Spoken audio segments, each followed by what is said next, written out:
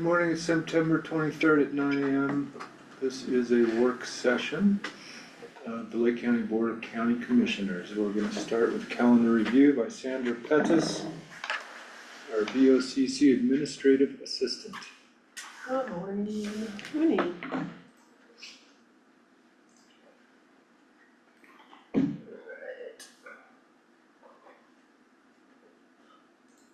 Next week. The 29th. Monday, September 29th, Fire Management Board meeting from 9 to 11. Matt, do you know if this is? It's probably the last page of the IGA. Okay. I think, cause I know it got pushed and I think this was the rescheduled one, so Yeah, I hope that it's should the be, last meeting. that should be good. I have, oh, no, sorry, go ahead, sorry. Okay. Like, what'd I miss? No, I was looking at the wrong week, classic. The 30th, I'm showing creating great neighborhoods from 6 to 7:30. I'm not sure what this is about. Oh, that's for one community project? Okay, let's see.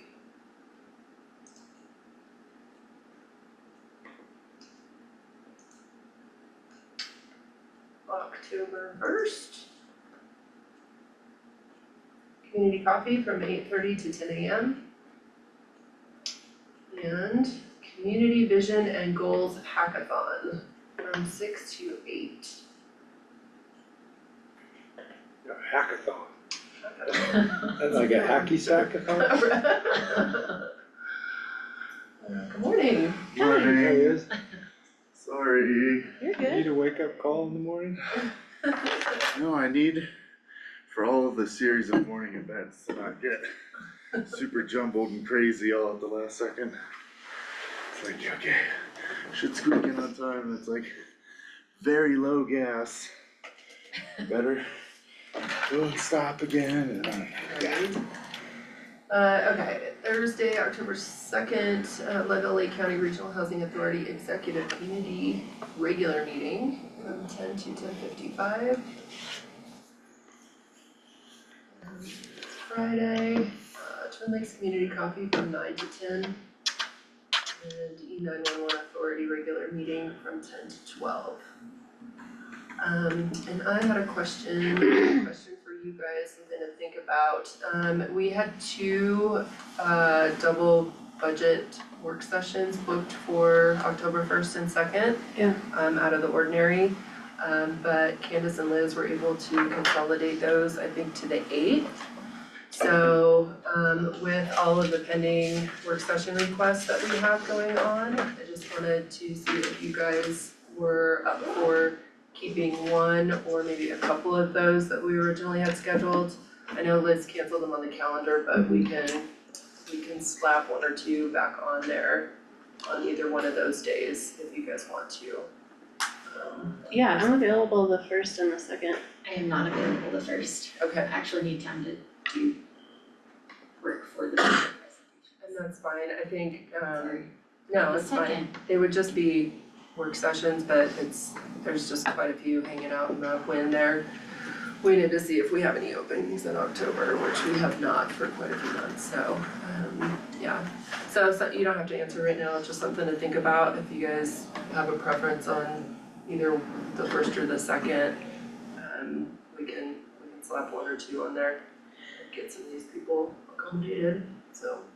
The 2nd, I have time after 1:30. I don't wanna miss, I do have things on my calendar. Okay, but they're on your 1:30. calendar? Yeah. Okay, alright, cool. I do see that Lake County renovation. That would be on That's on Friday. Friday, it should be, unless there's something else that got. We're talking about booked the on- 1st and the 2nd. Oh, the 1st and 2nd. Yeah, yeah. Sorry, I just see the 3rd up No, there. it's okay. And like I said, you guys can take some time to look at your calendars and think about it and let me know and we'll try and get something in the works. Okay, that is it for me. Blair has presentation. Do you wanna run it from here, you wanna sit up there, or is it fine? Yeah. You can scoot over too. It's better slide it. Okay. Hi guys, Good morning, Blair. Good Hello. morning. I'm Blair McGarry. I think I've met all of you guys before, probably at Coffee Connections. One of my favorite events that takes place in the 5 counties that I serve. I think I've said this every time I go to Coffee Connections, but I've seen every single community try to create something that unique, and it starts off big and there's like a ton of people involved, and by the third week, there's like 5 people in the room. Crickets. Yes, and it's so impressive to me how this community comes together week after week to share what's meaningful in this community and what's happening. So thanks for letting me join this. Thanks. Thanks for Yeah. coming. Yeah, absolutely. So again, Blair McGarry, I am your area manager representing Lake County for XCEL Energy, and I am here today to talk to you about our wildfire mitigation plan. We filed it with the PUC, the Public Utility Commission of Colorado, back in, I think January. And we settled on that, agreement, on that plan, August. So we are in the process of implementing, our wildfire mitigation plan, and I'm really excited to be here to talk to you about it today. Let me see if I can figure this out. I might just be able to scroll, I think. Oh, perfect. Okay, perfect. Alright, so this is the stuff that you know. Extreme weather and drier conditions mean that wildfires are a near year-round risk, and this is something that utilities across the country are having to manage and deal with. At XCEL Energy, our top priority is ensuring the safety of our communities, customers, and work crews. In periods of elevated wildfire risk, we may need to temporarily stop service, and we'll talk about that in a lot more detail. But our goal is to ensure that no catastrophic wildfire is associated with XCEL Energy assets, and this plan is intended to support that goal. Wrong way. Alright, so what are we doing to mitigate wildfire risk? Since 2020, we have invested over $500 million in wildfire mitigation activities across the state.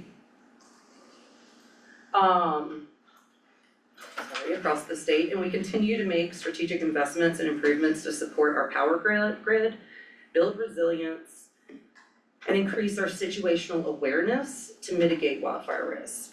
We've introduced and begun implementing plans across our territory, and these plans, again, are meant to support that goal where we're not the cause of a catastrophic wildfire.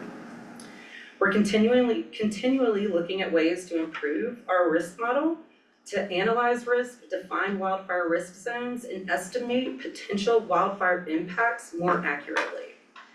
The model is updated and refined as more data and information become available to us. So we're using a number of new technologies to help us make these decisions. We assess risk on a daily basis. Our wildfire risk modeling software is called Technosilva Wildfire Analyst, and it uses advanced fire spread modeling algorithms and dynamic weather data to improve wildfire risk identification and estimate more accurate potential consequences of those wildfires.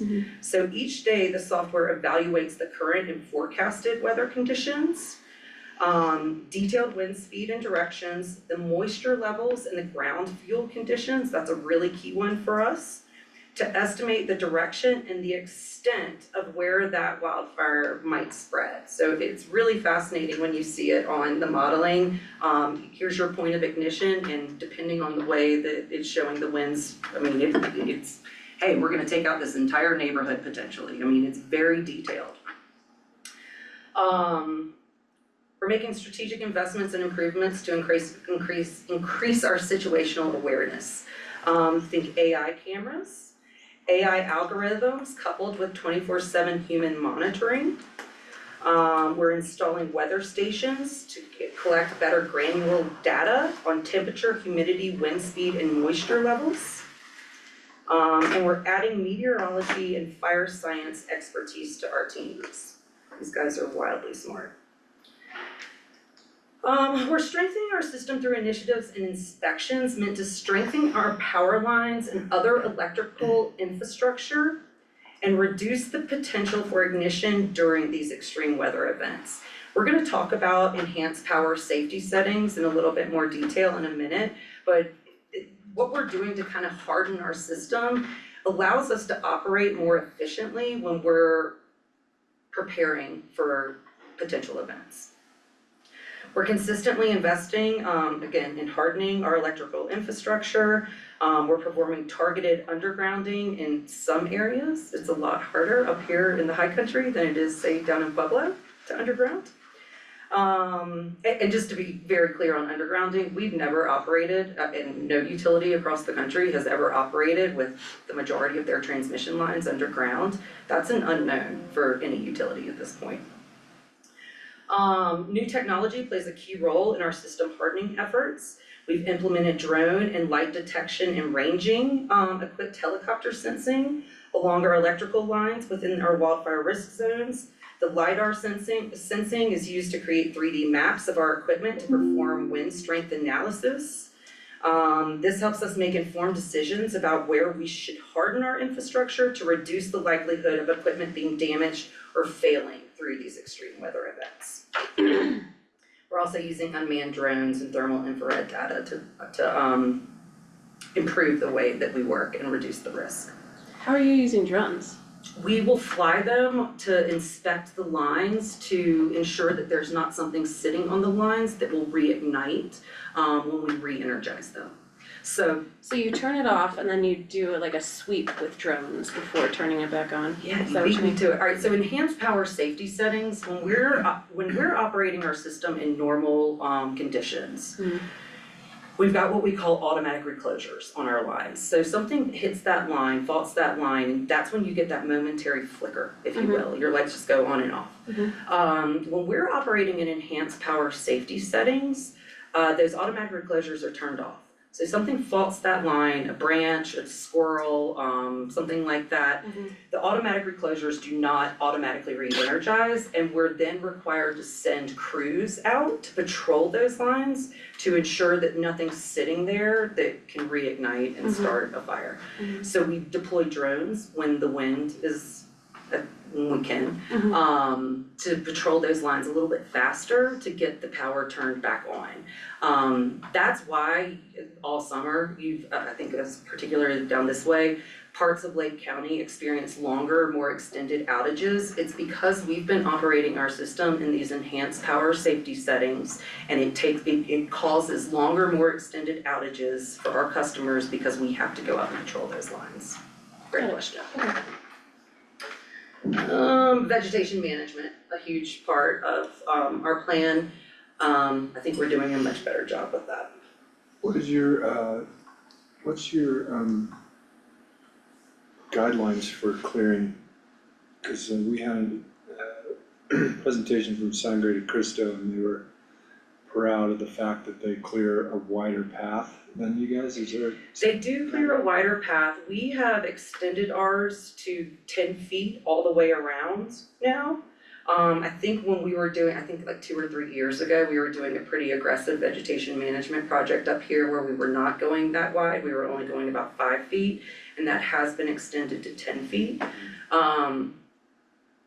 You know, it might be worth it for us to get the vegetation management team up here to give you guys a more detailed overview of how we manage that program, because I know that vegetation management has been a point of contention up here in Lake County. I'm happy to do that, that's helpful. But right now, we're going 10 feet all the way around. And underneath as well. Underneath as well. Great question.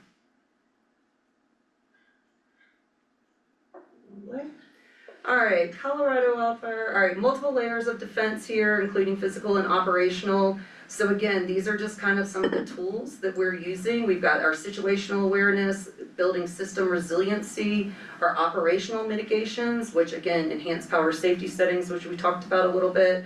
And then PSPS, we're going to talk about a public safety power shutoff as well. This is how we're thinking about things. Wrong way. Alright. Those public safety power shutoffs this summer, We hope not, but there's definitely the potential for one. and everybody, like I have alerts, and so everybody can get signed up for alerts. Absolutely. They're coming, how much warning will we get? We're gonna get into the details of that and the communication. Sorry. No, you're great. Alright, I'm just gonna move through this because y'all are asking the good questions. Alright, EPSS, we just talked about what enhanced power safety settings are. Everybody feel good about that one? Yeah. PSPS. What about shoes? Have you solved the mystery of the shoes on the power line and what are the effects? I'm gonna leave that to Big Fish in that movie where you get to a place where you wanna stay and you throw the shoes over the line, right? How, is that the explanation? I'm not familiar with that. You watch Big Fish, it's a great movie. Okay, It's a really good movie. thank you. That's It is a very good one. that's a positive way of, that's a positive. Like that. Alright, public safety power shutoff. This is a tool of last resort. We are not in the business of turning people's power off. We are in the business of keeping people's power on. However, we take this wildfire mitigation very seriously. Public safety power shutoff, we are proactively turning your power off in advance to prevent the potential start of a wildfire. We have only executed one PSPS event in Colorado since XCEL has been operating in Colorado, and that was April of 2024. We did proactively shut off power to 55,000 customers down in the Boulder Front Range area. We ended up losing power to an additional about 100,000 customers, so 155,000 customers were without power during that event. We know that we did the right thing, and since then, we have executed, I think, 3 public safety power shutoffs in New Mexico and Texas. And so my message to the communities that we serve is it is not a matter of if we execute a PSPS in your community, it is a matter of when. This is something that we take very, very seriously, and again, it is a tool of last resort. We do not want to do these, but we have found them to be a very powerful tool that we have in our toolbox. Robert Kinney is our president and our president of PSCO, the Public Service Company of Colorado, operating under XCEL Energy. He came directly from PG&E, and he will talk about when we, at PG&E, when there was the talk of perhaps executing a PSPS event, and people told him he was crazy, told everybody, like, we cannot proactively turn people's power off. And here we are about 10 years later, and that thinking has absolutely shifted. When we executed the one in Boulder, we did a terrible job communicating, and we're gonna get into how we improved those communication processes. When we executed them in New Mexico and Texas, we got nothing but kudos because we did improve our communication and people were very grateful. They do believe that we helped prevent the start of a wildfire. So I think that we need to continue to do a better job educating our constituents of what these tools are and how they can affect people. And that's what we're working to do, so. Keep going here. Using all this stuff, but let's go into communications, cause this is important. Catch up with you guys. Alright, in the event of a PSPS, we're gonna keep customers and communities updated through local media, our websites, social media channels, and our customer service phone lines. We also attempt to communicate directly with potential affected customers through phone calls, text messages, and emails. So to your point, Commissioner, absolutely make sure that your information is up to date in our system. That really does help us and helps you. We also notify affected customers when power has been restored and when we're anticipating power being restored. You know, when we executed the PSPS event, I think that it's important for people to think it's not necessarily that 2-hour outage that we're used to with EPSS. It could be a days-long event, potentially. When we lost power again, we lost power to about 100,000 people. We had to deploy people out in snowcats, and I mean, it was an April event, and even on the Front Range, we had to deploy people in snowcats to get to some of the damaged lines. So we want people to be prepared for an extended outage if we are executing these PSPS events. But we need to make sure that people have a good idea of when that restoration is going to occur, so we wanna make sure that we're communicating that with people. The goal ultimately is to provide customer and communities with as much notice as possible before a PSPS event, and to keep them updated with clear information during and after a PSPS as restoration is underway. It's not perfect, but we're really trying hard to do this. It is a very dynamic situation when we're about to enter into a PSPS event. I've experienced it in other communities, and we're go, and then we pull it. I mean, it happens a lot because again, we're trying hard not to turn people's power off.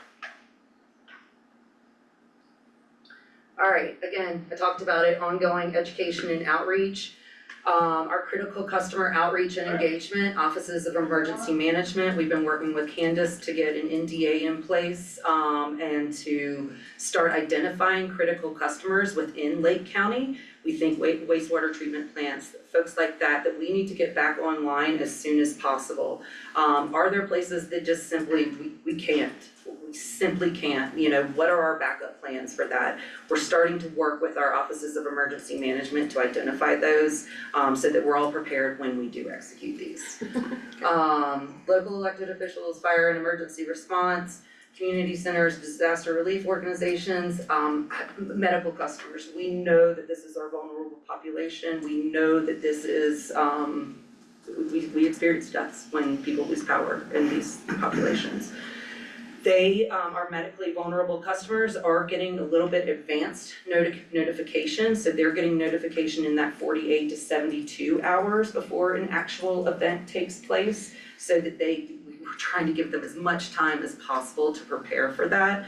Again, understanding that it's a very dynamic situation. Do you guys work with like the Office of Emergency Management directors in these situations to identify some of the, cause I know the hospitals are gonna have generators, backup systems, but we get into medical customers, people individually, it's sort of like, hey, we need to get a generator over here pronto for, this person with oxygen machines or pacemakers or whatever, We had a great experience up here in Lake County recently where I feel like, I'm not gonna recall it perfectly, but we proactively turned off power because we were doing work on a house or something like that. It was a small outage, if you will.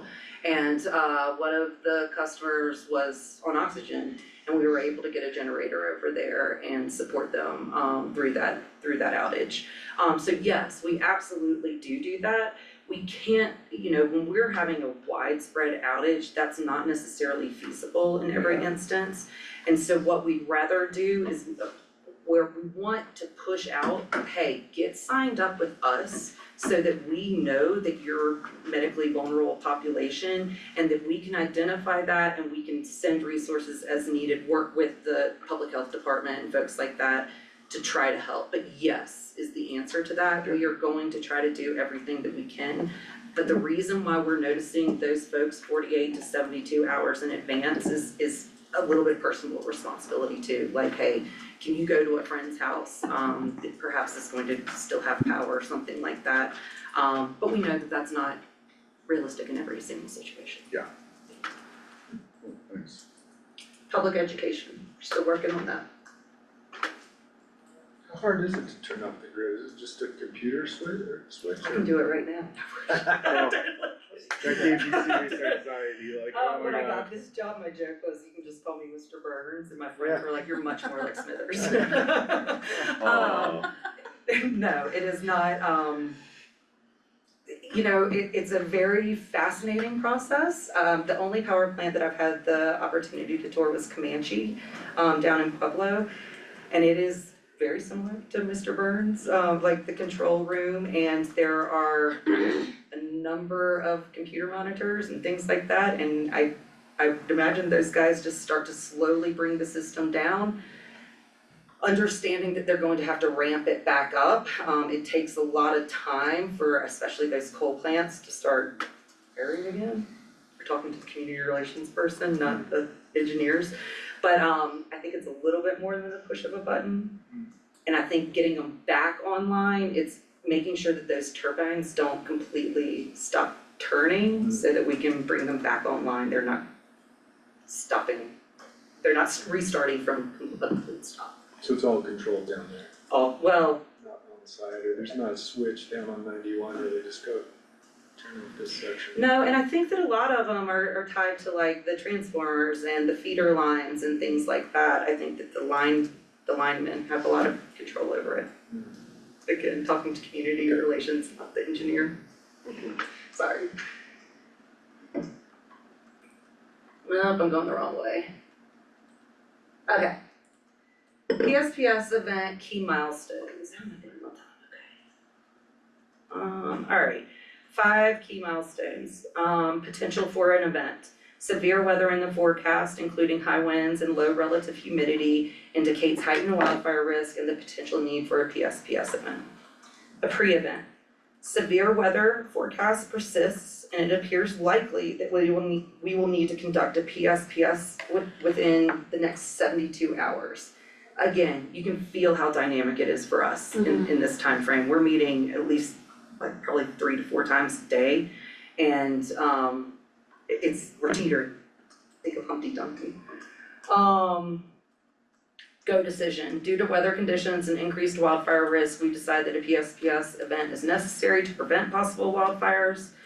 The event, we continue to keep, so power's off, we continue to communicate with affected customers, provide updated information to the community, and assess risk on the ground. And then restoration, once we've determined that wildfire risk has subsided and conditions have improved, we'll begin that restoration process. Again, every time we've executed one of these, we have found damage on the lines as a result of the high wind event. And so it has taken time to get people back online. Sorry, I'll get this by the end. Alright, how are we communicating before, during, and after event? A PSPS event. So the potential for an event, we're going to issue a press release. We're gonna touch base with our OEMs with information and talking points for their communities, and we're gonna share information on social media. At the pre-event, They've got fire mitigation first, so. Okay. oh, sorry. Control. Yeah. Just can you let Sandra do it?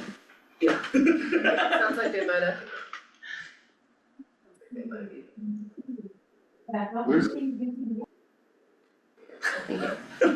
There we go. No, you're fine. Alright, so at a pre-event, made up of two time horizons, 72 and 48 hours and 48 and 24 hours out from the event, so 2 different time periods there. During both of these time horizons, we're going to issue a press release, communicate with our care agents and external employees, update our website with the latest information, notify local officials, share information on social media, reach out to medically vulnerable customers. We're gonna do our voice recordings. If we determine a PSPS is necessary, then we're going to go to this go decision. We're gonna conduct outbound customer calls, we're gonna put out news advisories and press releases, communicate with our care agents and external employees, update our website, notify local officials, share information on social media. Let's be real, if we're turning off power, it's gonna be all over the news, no matter where it is. Yeah. But those people won't have the news to be watching. We would have issued that well Right. in advance, I know, I'm just saying. well in advance, yeah. Alright, so during a PSPS event, we're gonna issue a press release, communicate again with our care agents and external employees, websites, local officials, do the same kind of stuff. And then through restoration, again, press release, all of that same stuff. So it is going to be constant. Mhm. We're gonna try to do better. We need your help sharing the information. Oh, I'm changing it on my slides. restoration. You know, we're building relationships up here. Claire was great about helping us get information out. I'm sure the next director will be great about helping us get that information out. We appreciate the partnerships. Oh, let's go the right way. There's a ton of information about this on our website. It's getting better to navigate and easier to navigate. I'm hoping by Q1 of 2026, we'll have a better outage map where you can type in your address and it will tell you if you're an EPSS. It will tell you your estimated restoration times, things like that. We're trying to get better.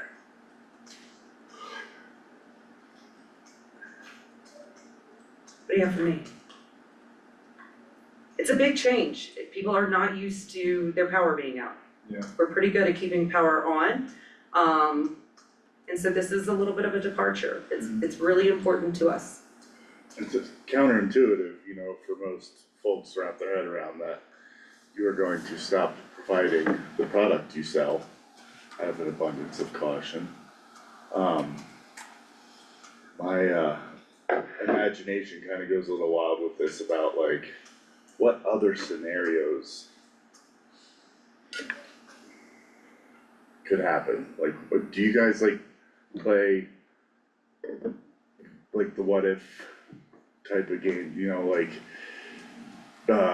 malicious actors getting into systems somehow and shutting things down without your awareness? Do those things ever come up in conversation? Do you guys brainstorm that? What does that look like for consumers and? It's a great question. I mean, obviously, I guess you could call it terrorism. Yeah, sure. War We take games, it- I don't know. We take it very seriously. XCEL Energy did just move our headquarters from 1800 Larimer to 3500 Blake in downtown Denver. So I've never been to the new headquarters. I was told when I was hired not to go down to Denver too often, and I've made that a priority. But my point in saying that is that at 1800, at our old location, there was an entire 2 floors of that building that was dedicated to cybersecurity with our company that I don't have access to, my badge won't get me into at all. So those guys are working really hard. Additionally, I can tell you that I have, it takes me about 5 minutes to log into my computer on average because of the various security settings that I have to go through. Additionally, I cannot plug a flash drive or anything like that into my laptop. It will not, it's just locked completely, it won't do anything. It's not an afterthought. It You're is saying, not an okay. afterthought at all. You know, I can't speak to the like very specific details Yeah. of the work that they're doing, but I can tell you that it is top priority for XCEL Energy and everything that we do, we understand how scary that is. Yeah, but yes, I cannot speak to the details, I can just Yeah. tell you what I've experienced It's a personally. thing, it's a big thing. It's a big thing, Okay. Again, they won't give me access to those 2 Yeah. floors. Yeah, I mean, I think, you know, related to wildfire, the things that we worry about, we think of PG&E, right?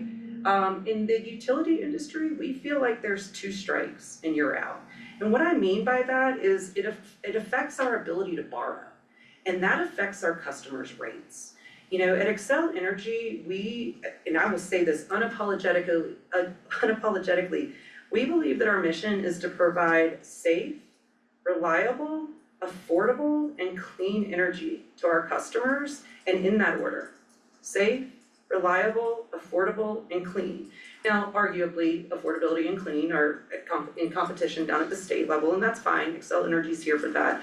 But, you know, that's really our priority, and we do feel like we've got 1 strike against us. We did claim responsibility for the fire that occurred in the Texas Panhandle back in February of 2024. We believe that one of our poles was an ignition point in that fire, and within about a week, we claimed responsibility for that. And it allows, what that does is it allows people to start rebuilding their lives, like they can claim insurance and things like that.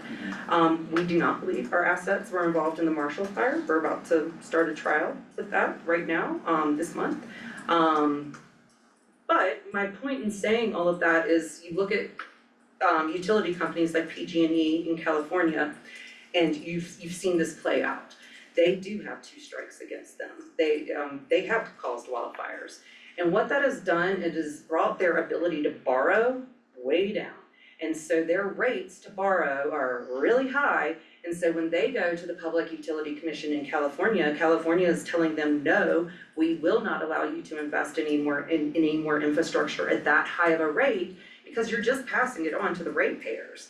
I think in Colorado, I think we're paying about 14 cents per kilowatt hour, where in California, they're up at around 94 cents per kilowatt hour. And that is one of the reasons why, is because their ability to borrow is so deteriorated, that they've got these really high interest rates. And that is something that we are aggressively trying to avoid, because affordability is a thing, absolutely a thing.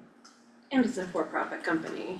100% a for-profit company. Yeah, so like, Yeah. yes, they are, right? Yeah, absolutely, we definitely have a responsibility to our investors. Right. 100%. Right.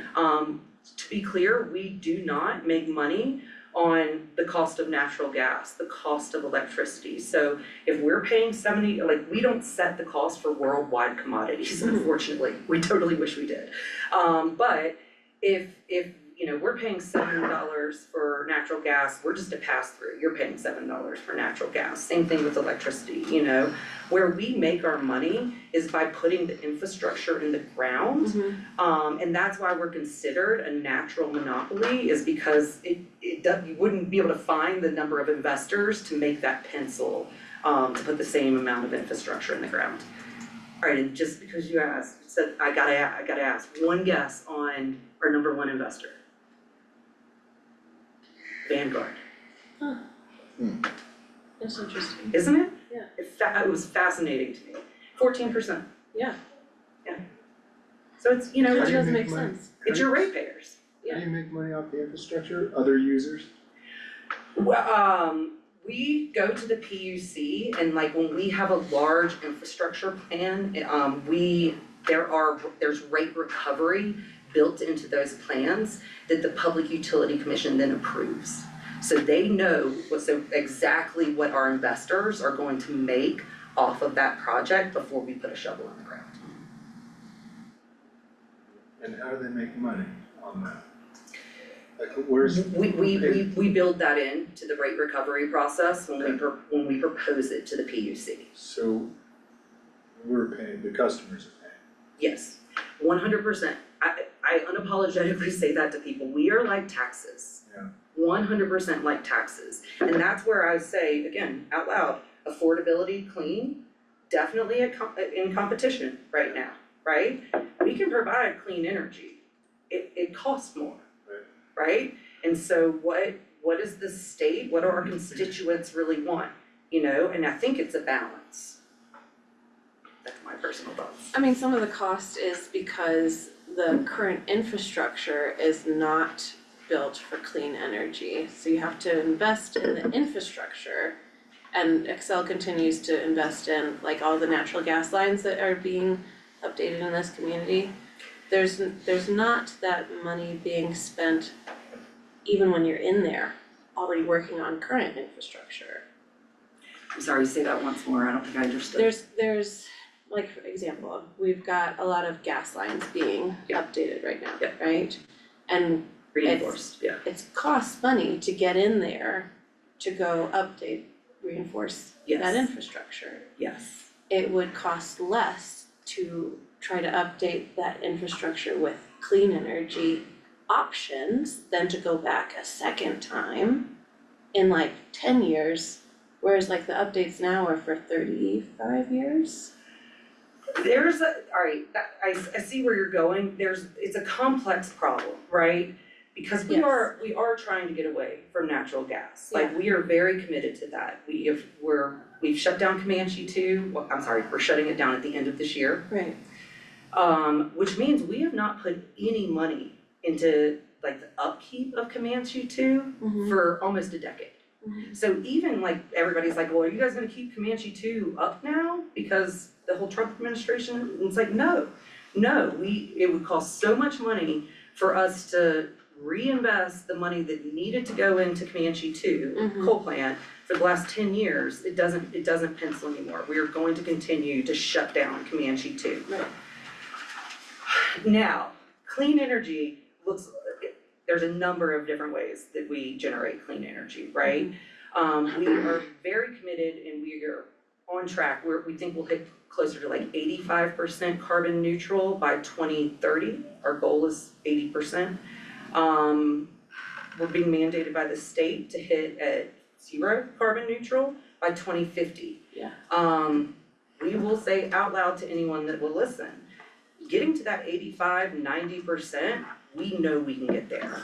That last 10% is going to take everybody at the table rowing the boat in the same direction in order to get there. And what that means, and speaking to your point, Elsa, is, you know, when you think about the bill that just passed about, that gives us the ability to study nuclear energy as clean energy. We're excited about that. We're very excited about that. Now, is the technology there? No.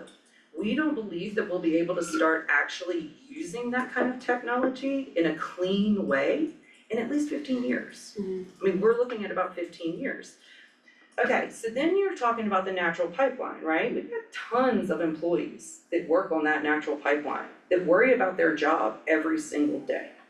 Every single day they worry about their job because technically 2030, we're gonna be moving pretty far away from that, right? What Robert Kenny will tell you and tell any of those guys is we are not going to abandon our assets, right? So we're going to find ways to use that natural gas pipeline in different new ways. So all of the work that we've just done around Leadville and Lake County for the last 6 years, sorry guys, we're almost out of your hair. We will be able to use that in different ways. We don't know exactly what that looks like right now because the technology is not quite there, but that is what I say aggressively to anyone who will listen to me is that I do believe technology will save us, you know? They're not beta testing heat pumps at 10,200 feet right now. Hopefully in 10 to 15 years, we'll have a better idea of what that looks like and the technology will come along with us, right? But we're not there yet. Again, we're very committed. XCEL is very committed. You know, there was a bill on the table the governor was pushing. We expect it to be Senate Bill number 1 for the 2026 session. It's gonna be to move the goalpost from 2050 to 2040. We're at the table for that and we're supportive of it. We're not positive we'll be able to meet it, but we're supportive of the concept. And as long as we have the proper off-ramps, if we can't meet it, we're on board. Sounds great, you know?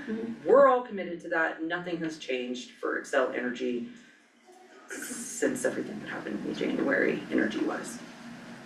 I don't know if I exactly answered your question, but we are committed to continuing to use clean energy as a resource.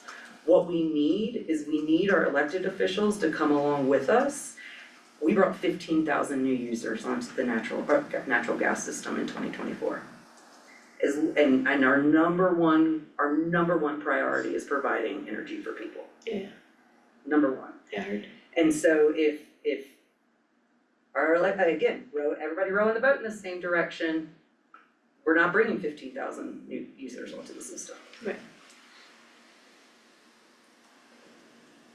One last question. Do you have an estimate, a history of how much time people have been out of power in this area and is it projected to increase next summer? I've heard over 300 minutes a year.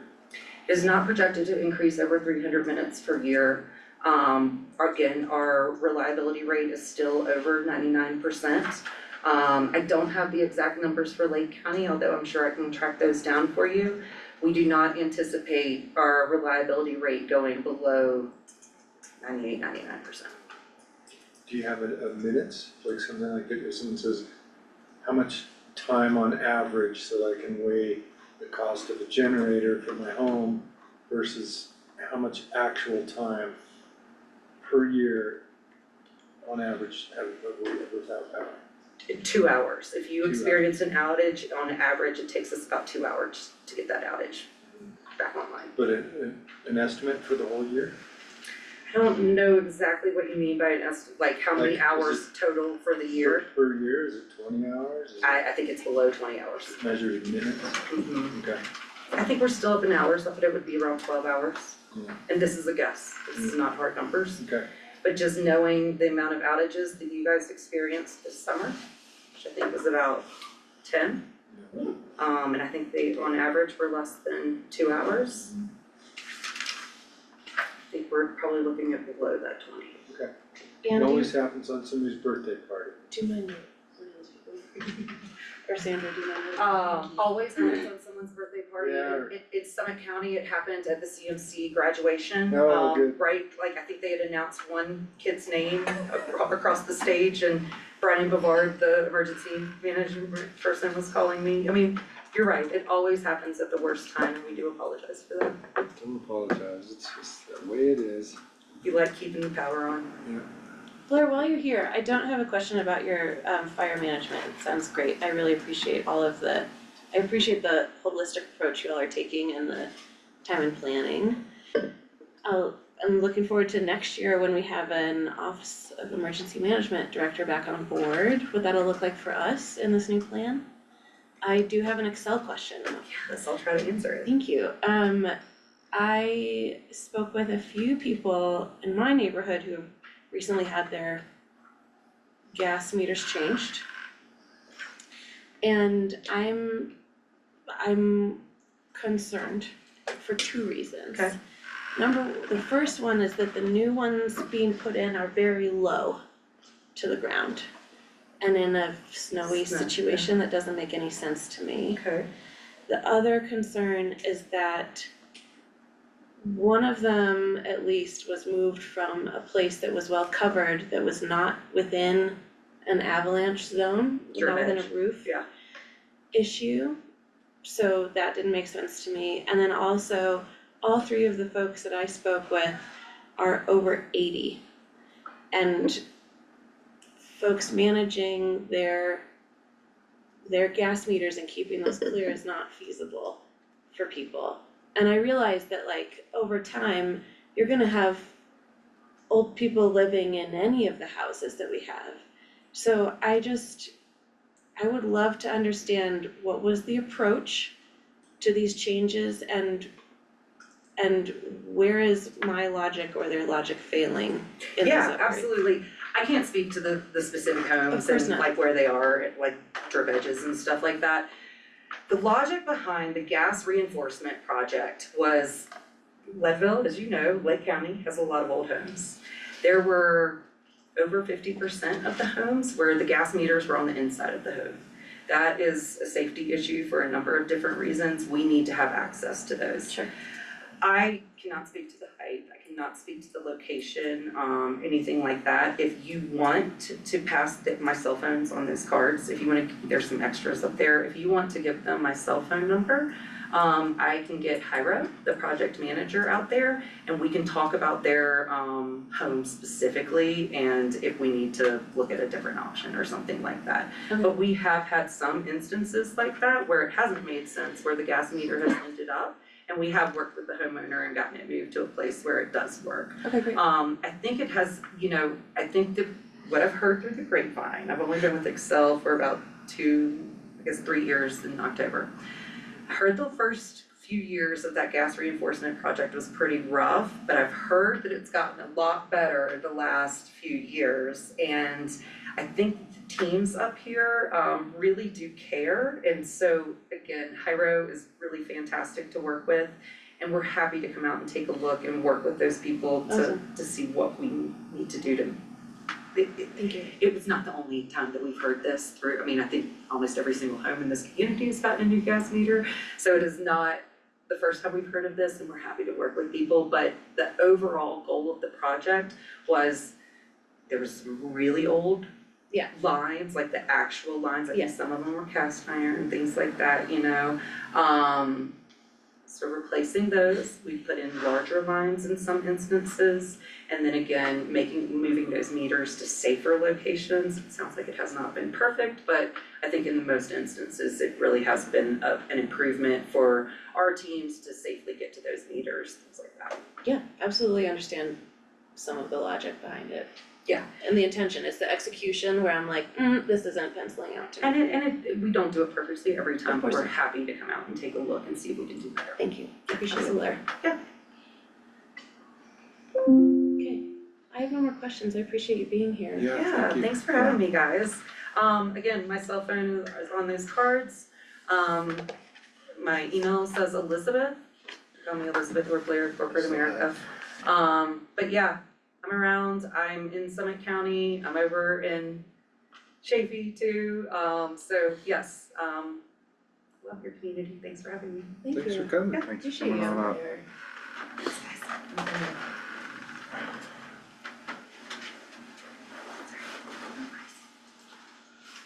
Thank you all for allowing us today.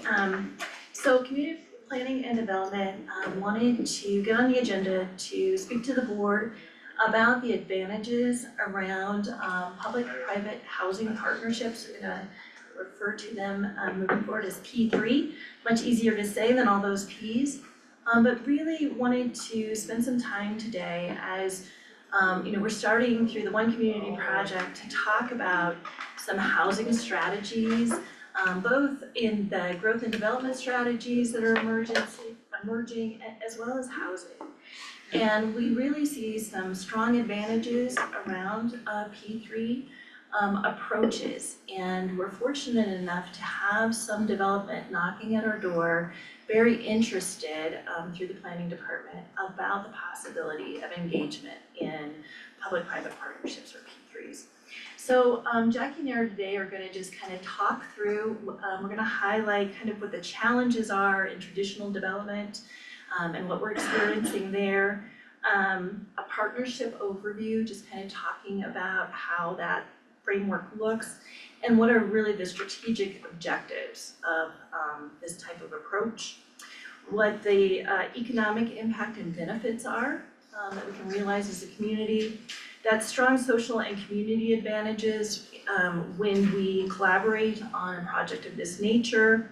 We're gonna give you a couple examples. So this is something that is being utilized all over the country, but in our neighbors, we've got a couple of quick examples. There are many other examples out there, but we've got a couple that we're gonna highlight today in real time.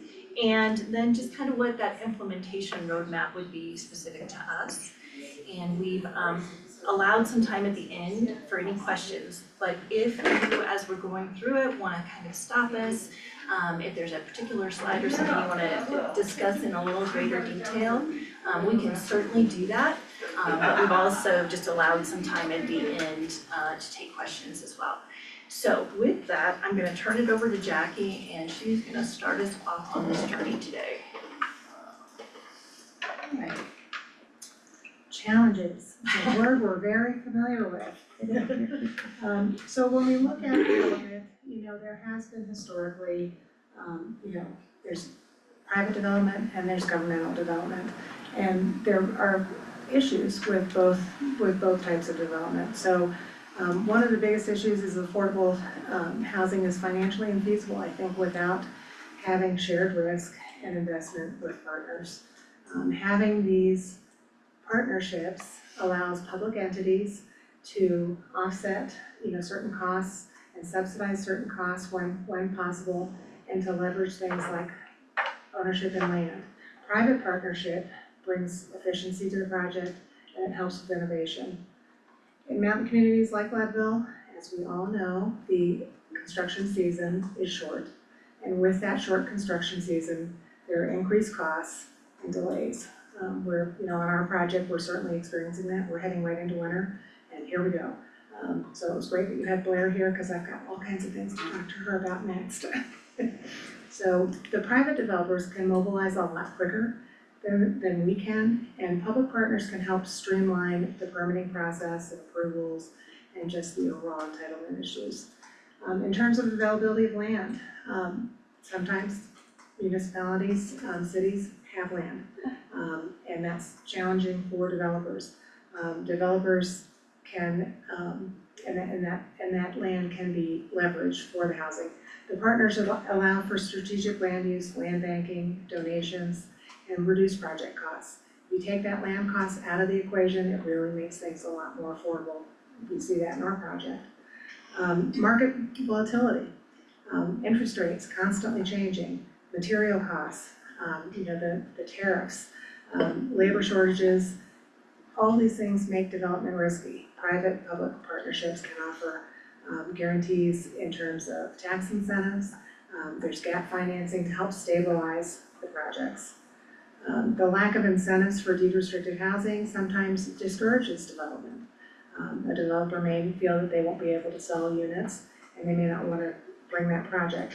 But the partnership with incentives and density bonuses, fee waivers, tax credits make these projects possible. Sometimes there are unintended consequences. Without intentional design, and affordable housing can reinforce segregation and equity. So, that's something that we have to consider, and we don't have the capacity to consider all the things when it's being led just by a public entity. But these partnerships ensure equity goals are embedded in the project, and that we have good planning outcomes.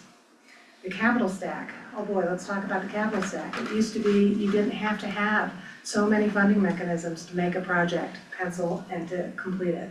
That's not the case anymore. It gets very complicated. So having this partnership will help with that, and layering funding and sources and expertise. Public entities don't have the expertise.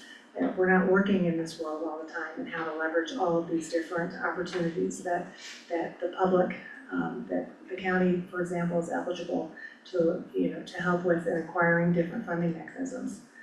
So lack of development expertise. I will tell you every day I am challenged with the fact that there's something new that I do not know about the project. So it's great to be able to partner with a developer that knows these things. They bring in expertise in construction design and their management skills. The lack of funding. Public budgets are limited and competitive. As you know, you have a lot of things on your plate. So it just makes a lot of sense for that reason too. And I've talked about small towns often lack staff and bandwidth to lead the housing initiatives. The partnerships allow responsibilities and solutions. And then if we talk about the lack of community buy-in, so residents may resist change and they may misunderstand what affordable housing means. I was listening to a podcast last night that talked about, folks demonizing what is the definition of affordable housing. Affordable housing is for everybody that we work with every day. It's for everybody that we see in our community at Safeway, the coffee shop. Affordable housing is us. And these private-public partnerships can help support our community.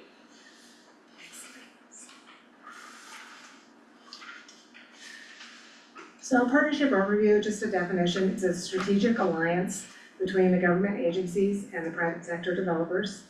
And the purpose is, again, to leverage strengths of both sectors, public accountability and private efficiency.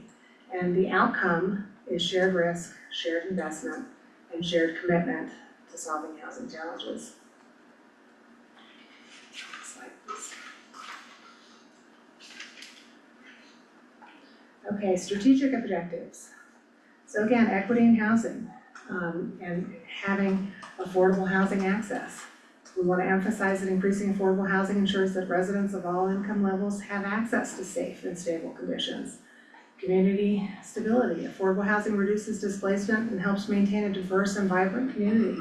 We've seen from our housing needs assessment that we've lost a lot of families, and that school enrollment is down, and I think that's scary for our community. The economic impact, stable housing supports workforce retention and growth by allowing residents to live near their jobs. We have a really challenging, we have, so many folks commute out, the number changes, 75% of our community commutes out, and it's a dangerous drive. It's not an easy drive. So there's a lot of reasons why a well-planned sustainable development can help our community. We can work on energy efficient designs, renewable materials, low impact construction practices, and the long-term viability for planning ensures that the housing remains affordable. Having that deed restriction in place maintains that affordability for future buyers. We wanna have smart growth principles, encourage development that aligns with transportation, green space, and infrastructure planning, and leveraging resources, the partnerships between the government, developers, nonprofits can combine funding, expertise, and community insight. I think that's so important. I'm taking a class through DU, and the folks that have been invited to participate in this class all have expertise in different areas. And we're gonna be doing a capstone project, and it's a project that's already, it's been built. It's already, and they're gonna have different variations. And I thought, wow, there are all these people in this room right now that could help us with our project. Wouldn't it be great to tap into this knowledge and this experience that these folks have? So, next slide, please. So my final slide is just to talk about the economic contributions. We already talked a little bit about creating employment. There's construction aspects, engineering, skilled trades. There's the ongoing maintenance and property management that would be, the housing authority could step into that. And these jobs contribute to the financial stability for local families and reduce unemployment rates. The local spending, new housing brings new residents sometimes, increased demand for local goods and services, and the construction and household spending stimulates growth. And then we'd see that in retail, food services, healthcare, and education. And local businesses benefit from a larger customer base, encouraging expansion and entrepreneurship, and the long-term stability. Strategic housing partnership attracts employers by creating and ensuring a stable workforce. And affordable housing retains workers across all the sectors, reducing turnover and training costs. I think we see it here at the county. We have quick turnover, and we lose a lot of institutional knowledge, which is frustrating and expensive. Yeah. And a balanced housing market supports sustainable growth and economic resilience. Addressing the disparities, housing initiatives reduce out-migration of low and moderate income households. These are our workers. Somebody made a comment at one of our outreach groups that, when we were discussing affordable housing. And the comment was really, he said, why are you bringing pedophiles to my neighborhood? And I'm shocked. I didn't have a moment to reflect on what he's saying. I think it's time to stop demonizing what affordable housing means. Affordable housing is for people that live and work here and support us. It's for teachers, it's for firefighters, it's for everybody. Oh my lord. It's a very prevalent sense of gatekeeping that is, I don't know why it's such a natural response to this subject. And what I think the conversation, you touched on it, is that the lack of affordable homes here costs taxpayers a lot of money because of, like you said, the turnover. We lose people, we have to rehire people, we can't get teachers to stay here, we can't get, we're losing more than we're gaining by, the gatekeeping conversation is like, well, we don't want this in our beautiful dirt patch behind our house, or, we don't want, what that fella said at that meeting, It's, oh my god. it's absurd now that I've had hours in this saddle, I didn't agree before, but I guess it didn't seem so weird to me that people are like, I don't want Leadville to grow anymore, I like it just how it is. Now it's like, well, without that, the ship's gonna sink if we don't have more people here to, all hands on deck, keep things going. We're at a crossroads, and I think that we've seen it with other Colorado communities. If they don't act quickly and they don't act strategically, it's to the detriment of the community. But we also have a lot of people commuting out of this, so how do they fit in? If there are all these opportunities in this town, why do we have 80% of workers driving over the hill? And then the other thing is that I think a lot of the opposition was the location opposition, and that's gonna be there and that's gonna grow, so they start saying all these other things when really their core issue is the location.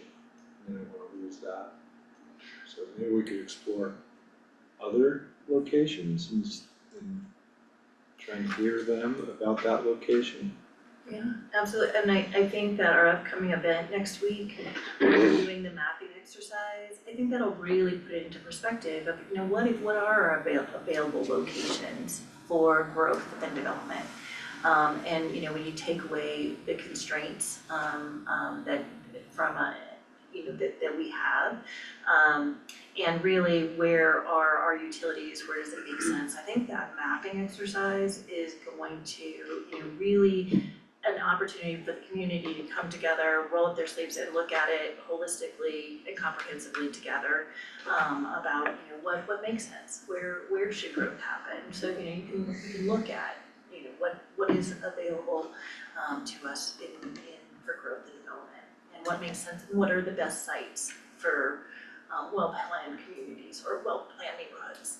I think there's a big component, with, you know, the public-private partnerships, and we've got, every development that comes in has some component of affordable housing attached to it as a, you know, a stipulation. The big one for me, and it doesn't necessarily fall in this wheelhouse, that we just don't hear enough about, or we don't discuss enough, and I think we need to, because there is differences in opinions, but is how many empty homes we have in this neighborhood, in this community. And, you know, the idea that we're just gonna magically build our way out of this housing crisis when we've got like somewhere around 26% of all the single family homes in this county are empty. And we've got, I mean, that's like the supply sitting right there.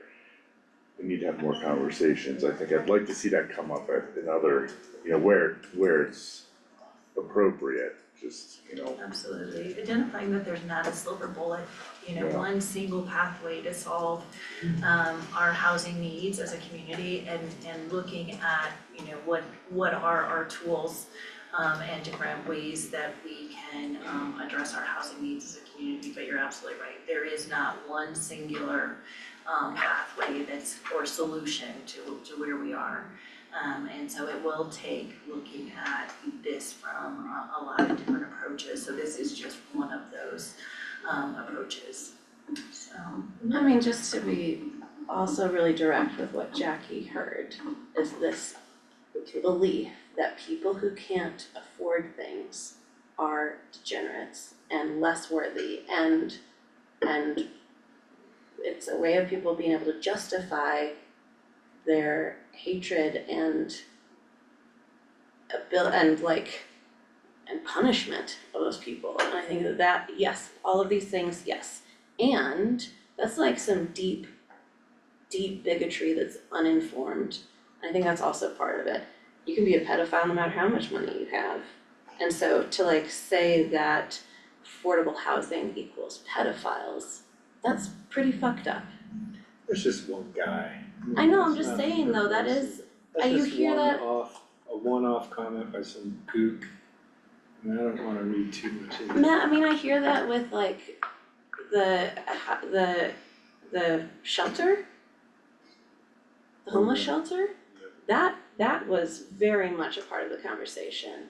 Pedophiles, sexual assault, rapists, druggies, drug dealers, people who are like the worst of the worst, is what people associate in this town with not having enough money to afford housing. So yes, what Jackie heard was just a one-off person, but that is definitely a tone in our community, and I think that that's messed up, and we should also try to help inform and educate and push back against that idea. So, And to illustrate, I mean, the median home sale price last month was $660,000. Someone making minimum wage cannot afford that. it's $3,700 a month for your mortgage. I don't have Before that. tax, I would before think it's escrows. more than that, yeah, that's, So I'm just saying, based Yeah, on yeah. a recent, I think it's Zillow search. 3,700 without escrows, correct, yeah, so once Just- you put in your taxes Yeah, and so you're like insurance, that's gonna 42. back, you know, yeah, over just to 3,500. buy the house, Mm. just for the mortgage. You know, I'm old, when I bought my first house, we were, making minimum wage and we could still afford to get into a home. And that's not the case today. Yeah. So it's partnerships like this that hopefully, bring a possibility. And That's it's great. spiraled insanely fast. In 2017, I bought a 4-bedroom, single family home for 230. That's 27, that's not going way back, that's like, Less than a decade. yeah. Yeah. This is insane what, we're expecting people to be able to afford here. The cascading amount of problems that happen from economic insecurity affect the entire community in so many ways that you can't expect people to function and contribute and volunteer and be good neighbors if they're stressed out to the 10th degree because they don't know if they can afford next month's rent or if they'll ever own a home here.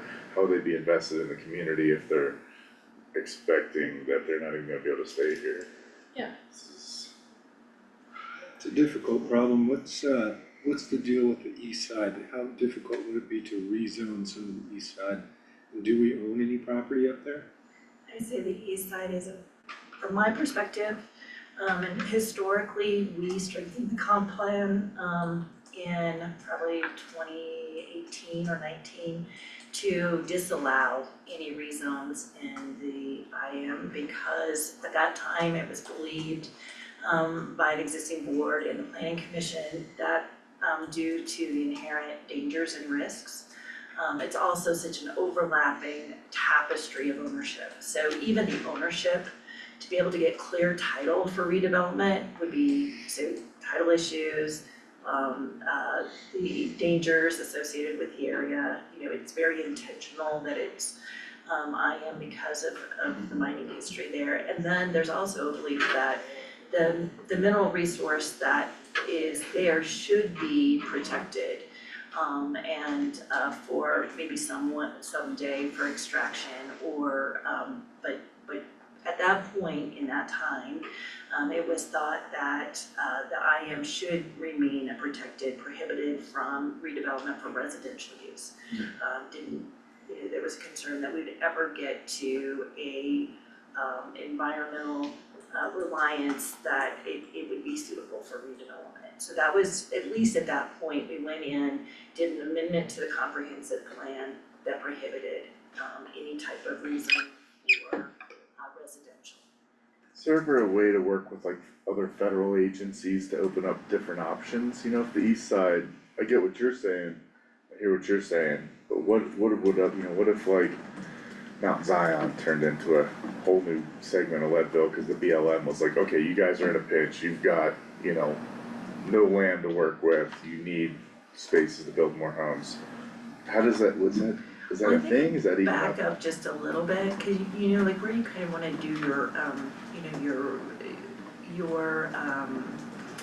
you're talking about community housing, and well-planned neighborhoods, I think that you'd want to locate maybe in something that is a little more connected, walkable, on centralized utilities.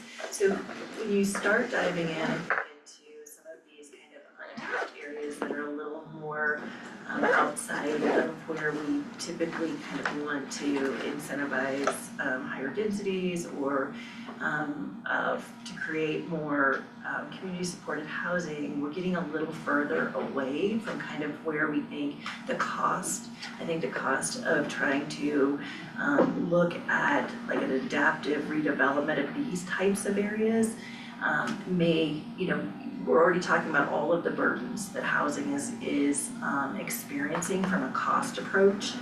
And I think these areas are going to be additionally burdened that may, to a point that it may not pencil out. Yeah, infrastructurally challenging for sure. And what would the environmental cleanup require?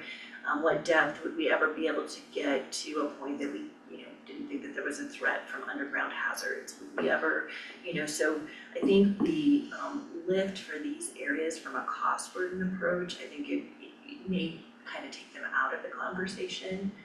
But it's not an area that we've ever really dove into to even consider as viable for those reasons. And there's never been really the political will for us to investigate those. So we haven't really looked at that, but at first glance, I would say these would be hard areas from a cost approach to consider, as well as connectivity, access to food and transit, walkable and those kind of things too.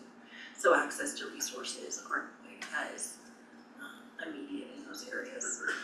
So, at least a And I'm very not high saying level kind of conversation Yeah. about it.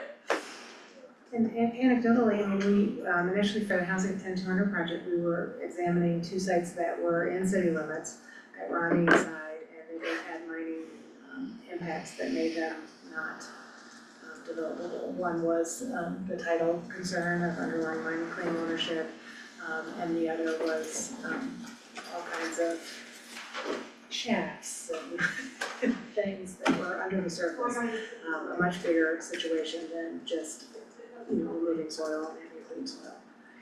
And those are just infill sites that kind of bump them out of the ability to support that, even when we had the capital stack of state and federal funds backing up the project. They were, we couldn't, the cost approach wouldn't pencil out on those, the performance couldn't be achieved because, just on infill sites. So then when we go to larger areas, it's exponentially gonna increase. it doesn't matter where we're looking at, I guess we need to know what's underneath everything first. We need to do some serious ground penetrating radar Exactly. all over town. And, Are we talking about community field right now? it's on hold while we go through the comprehensive plan process on the community project. We thought that it would be really beneficial to really hear from the community as we go through housing conversations. So other than, I think, a traffic study has been commissioned, other than that, everything is on timeout. We have the NEPA study is underway, which is an environmental study that is mandatory to access the federal funding that we got, the 2024 discretional $850,000 that has to be performed. They've been running into challenges, but they'll be reporting to you in the upcoming weeks as to where they are just challenged with folks, then trying to connect with folks at SHPO and HUD with widespread layoffs and things like that. So. I could move us through our slides. It's gonna be a pretty quick, mine will be pretty quick. We've already generally talked about everything the rest of the slide deck, but let's just hit them a little bit. So the social and community advantages. So in this model, we're really coming in and engaging on a more robust way with the community. And so the goal of this type of housing, these in part on some of the funding opportunities that we leverage, also makes us really look at that whole housing continuum. Everything from housing insecurity that we've talked about to homelessness within our community through a variety of different things. So we're talking about not one singular project, but the opportunity for everything from light tech to workforce housing to deed restricted housing, so just kind of the whole continuum and increasing our overall community well-being. It's proven that once you improve living conditions for your community, you'll also realize improved health, education outcomes, and just overall stability for your residents. So, really deep impacts around this. This is development coming from an approach that's really coming in and one of the expectations coming out of this is that we are developing an end-all product that really does meet our local needs. So often, when I stepped into this role in 2022, the directorship, one of the first things that we did was create the community development team. And that was that we wanted to, when developers came in and sat down at the table, we wanted a strong sense of who we were and what we wanted from development so that we could have those meaningful conversations. In a public-private partnership, that's just a core part of it. It has to be present in every aspect of it. So we've already increased this, and in the One Community project, we're getting to this level of commitment, hopefully from all development. But this is really at the core more of development that's really built around what our community needs are.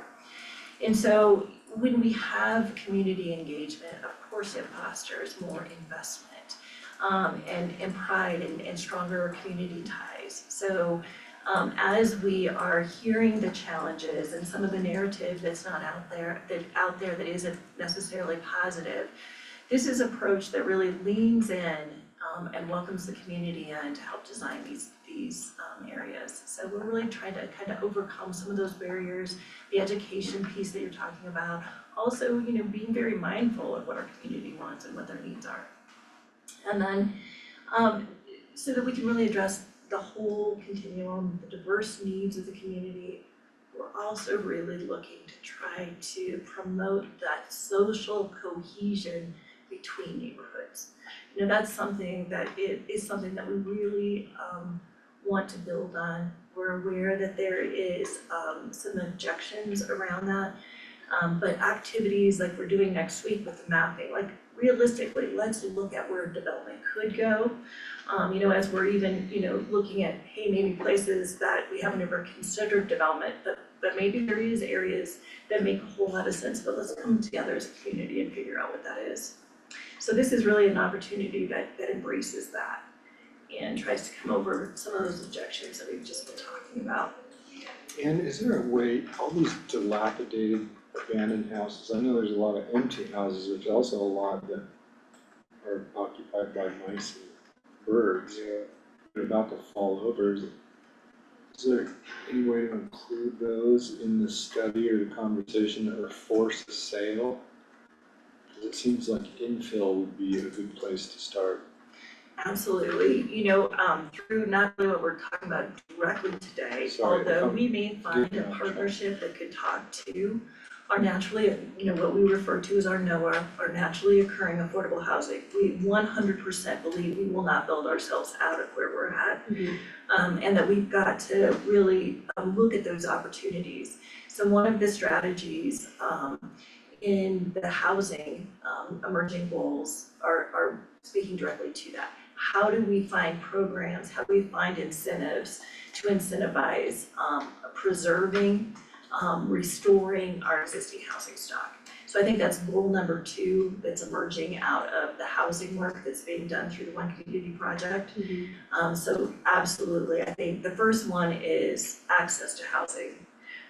The second goal is preservation of the housing. The third is strengthening, I think that's number 4. Oh, number 3 is creating well-planned communities that really support our community needs. And 4 is strengthening the collaboration between the city, the county, and our partners. So those are the emerging goals that are coming from your community back into the Planning Commission and Board as things that we're hearing from the community. You're spot on. That we're identifying that as one of the big goals coming out of the housing conversations is there is a need to really look at that natural occurring housing and how do we preserve and improve it to fit our needs and what are the strategies to do that. So that is definitely on the table and something that we're actively talking about.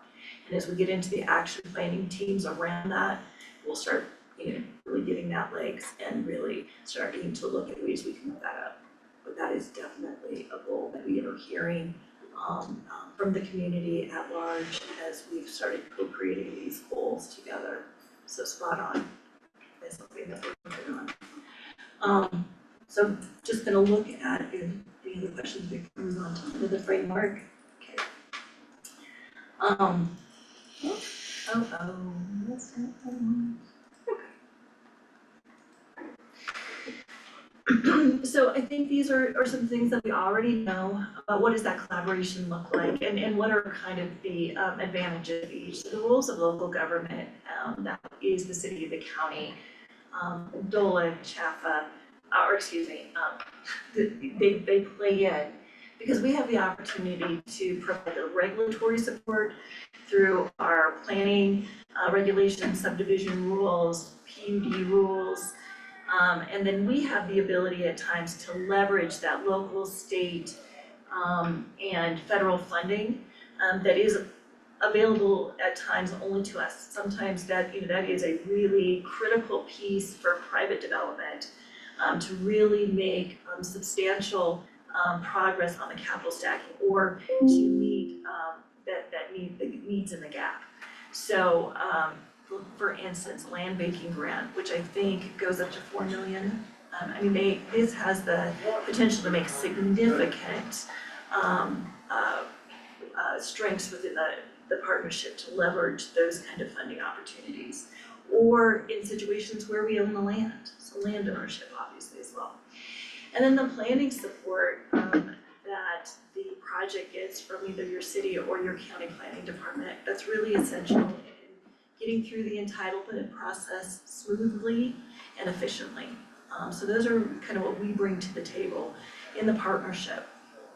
Obviously, I don't have an icon or a brand or a logo for private development, but obviously we've been talking about this. Jackie shared some great examples of them bringing the expertise in. They're every day in this work. They know kind of those innovating, cutting edge ways that they are finding ways to bring in more affordable opportunities. They also increase the efficiencies. When we have a team of, that's what they do. We're not reliant on us having to go out and gain that expertise or missing opportunities. So obviously, private development really has that ability to contribute in a very strong, meaningful way to development. We're not developers, our staff are not developers. That's not where we are. This allows us to really be in our lane, doing what we do best, to allow projects to come to fruition. Our nonprofits, we are so fortunate to have very strong nonprofit partners. Some examples of that on the screen are our Housing Coalition and obviously our Regional Housing Authority. And they are really our advocates. They really make sure that we're meeting our community needs. They are representatives for our vulnerable populations, and they provide that critical insight. Obviously, the Housing Authority also has unique abilities to come in and help with tax abatements and incentives for development through, as you're realizing right now with the TIN 2 project and the tax abatement that it allows that project to realize. So bringing them into the equation as well. And then our community member engagement. So that happens through our nonprofit. But again, this is such a great time to be talking about this because the one community project at this point in time, we really have brought in the community to have these conversations. And so we'll be lifting up through our action planning, those emerging goals that we'll really talk about, like the example that you gave today, Matt. So partnerships of this nature really have this framework of collaboration that make them successful. Better together. That was, Jackie kept saying, through the slide deck, we have to talk about being better together. So we just have some examples in just two, but I think a lot of you probably are very familiar with Miller Ranch in Eagle County. This was Eagle County coming together with a private developer to provide local deed-restricted housing to their workforce and their families in Eagle County. It has really been an example of it being done well. They did incorporate green standards into the residents so that they have that long-term environmental friendly homes and the cost advantages of that. So we thought that that was an example that you may recognize or be aware of. And their numbers were that the project went over 30 acres, 130 buildings, which resulted in 282 total units. They have 69 single family homes, 64 duplexes, 49 row homes, and 100 condos. Award-winning project and something happening in our adjacent community. Another example that we thought was kind of noteworthy is Silverton. So Silverton is an example that just went through a similar project like we did. They worked with community builders to create their compass plan that was even noted nationally for the work that was done there. And after the compass plan that was done with San Juan County and Silverton coming together, they've now have the Anvil Mountain subdivision. And so their public-private partnership membership is on the board. Their developer is Fading West with Tributary, and they're looking at the Anvil townhomes. This is currently in development right now. So they were able to come off of their Compass plan, like we're coming off our One Community plan, where they had had the same community engagement, which then led into this project. So they're gonna be realizing 2 fourplexes and 1 single family in the Anvil townhomes. They have apartments, 14 rentals that are gonna be at 80% AMI or less. And then they're just in the development of an additional parcel that they're looking at 26 for sale and rental through duplexes and multifamily. There are many other examples. Chaffey County has examples. I think Becky is with us today, so I'm sure she probably has additional examples. But this is a model that's being used by other communities very successfully to meet their housing needs. And I also, so I think those are really good, timely examples. Let's talk about the implementation roadmap, and I also want to lean in and kind of talk about how the roadmap follows our entitlement process. Kind of give you an idea. So next steps, the formalizing of partnership agreements. And so those are really, our contractual documents that establishes the roles and responsibilities of all the partners involved in it, sets the resource expectations, who's responsible for what in that capital stack, and then the accountability, of course, as any legal contract would do. These agreements start formalizing at between about sketch and preliminary as we go through our subdivision and PUD processes. These opportunities start formulating then. And then our initiating site planning. This is really our preliminary stage of our entitlement process.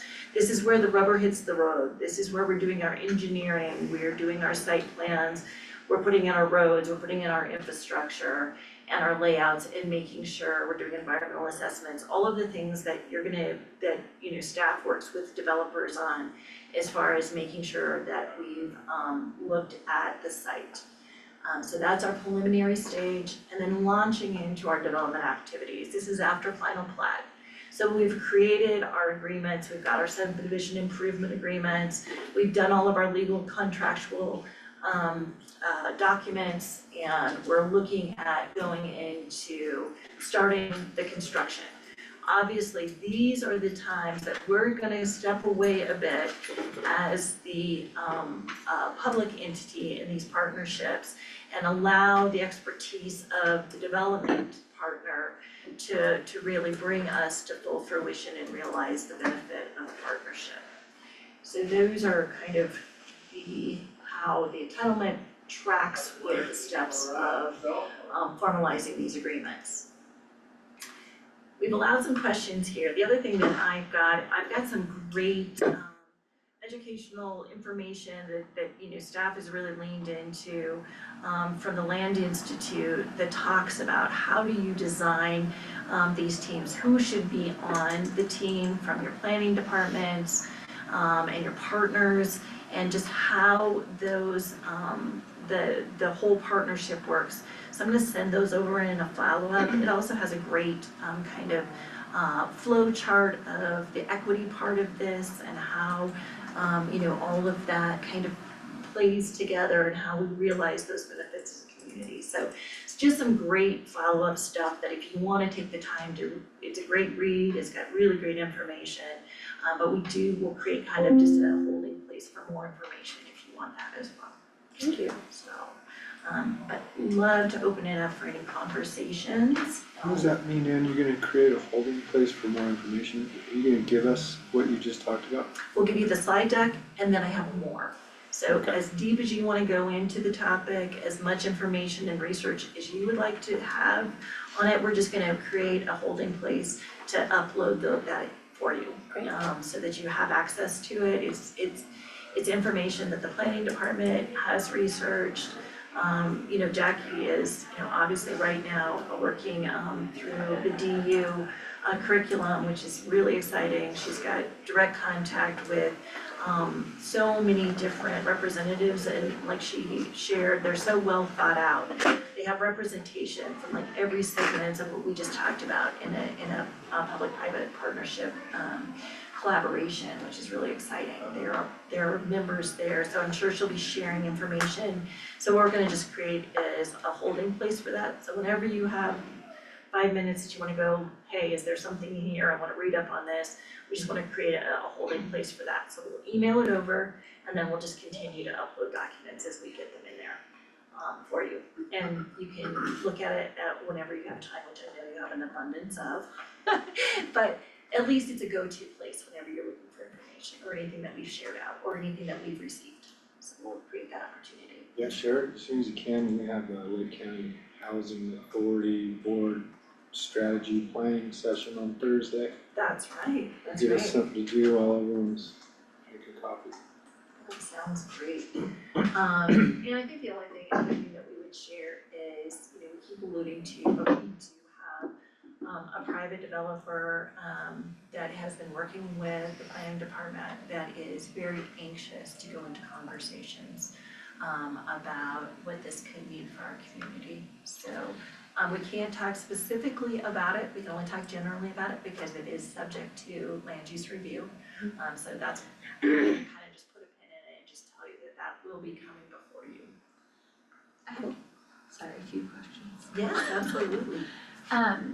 Do we have any kind of standard process for public-private partnerships just to ensure that all different kinds of requests are kind of looked at objectively through the same lens? Cause I imagine we probably will get multiple requests for this type of activity, and so just making sure that It's we fair. give everybody the same opportunity.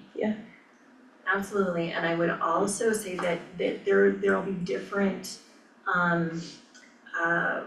developments and different opportunities. So you may come in with a developer that already has land, is already actively working, and they're bringing their project forward to us. We may also be in a position where we identify lands that we want to look at development, and we're going out through an RFP process to find the developer for that opportunity. So there may be a couple different types of scenarios that come to us in an organic way of how it comes before you for consideration. But absolutely, I think that this is that time of developing that team of how do we create those guidelines? How do we create the guidelines for going into partnership agreements? And what are your goals behind those development opportunities for P3s? So I think that may be something we talk about strategically with the Regional Housing Authority may have a lens on that. And then I think that, that's a great question because I think we're at the baseline or the starting point of creating those. But I think that we should absolutely make that one of our goals of how do we create those guidelines.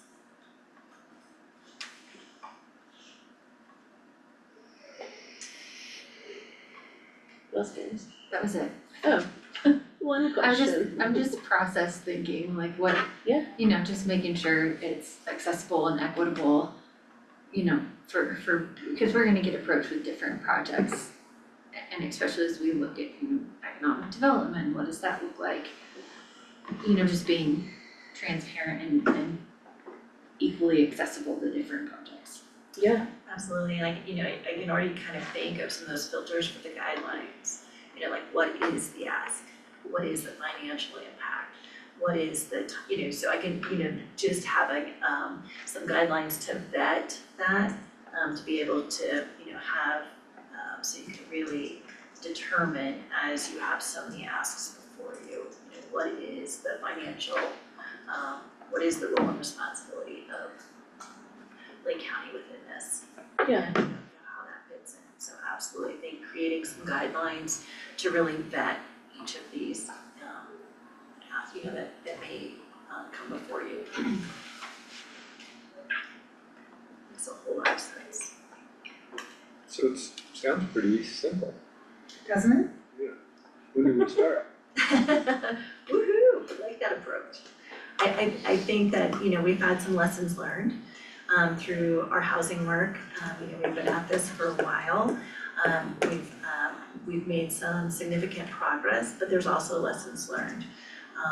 And that are also pointing us towards, this is what we believe our recommendation is a really efficient way and makes a really pragmatic way and successful route, as we see witnessed by examples in other communities, to realize a meaningful contribution to our housing needs. I would say lessons learned, absolutely, in the housing at 10 project. Boy, we learned some lessons. You know, we had an RFP process to determine who the developer would be, and here we are with a different developer and heading into winter. And so we've learned a lot. You know, partnering with the right partner matters, you know, for our community. So you know, that's, I think, my biggest takeaway from this project, is that I think partnership is imperative, and the right partnership makes all the difference. And I think that also speaks to Candace's point of really vetting, you know, who that partner is.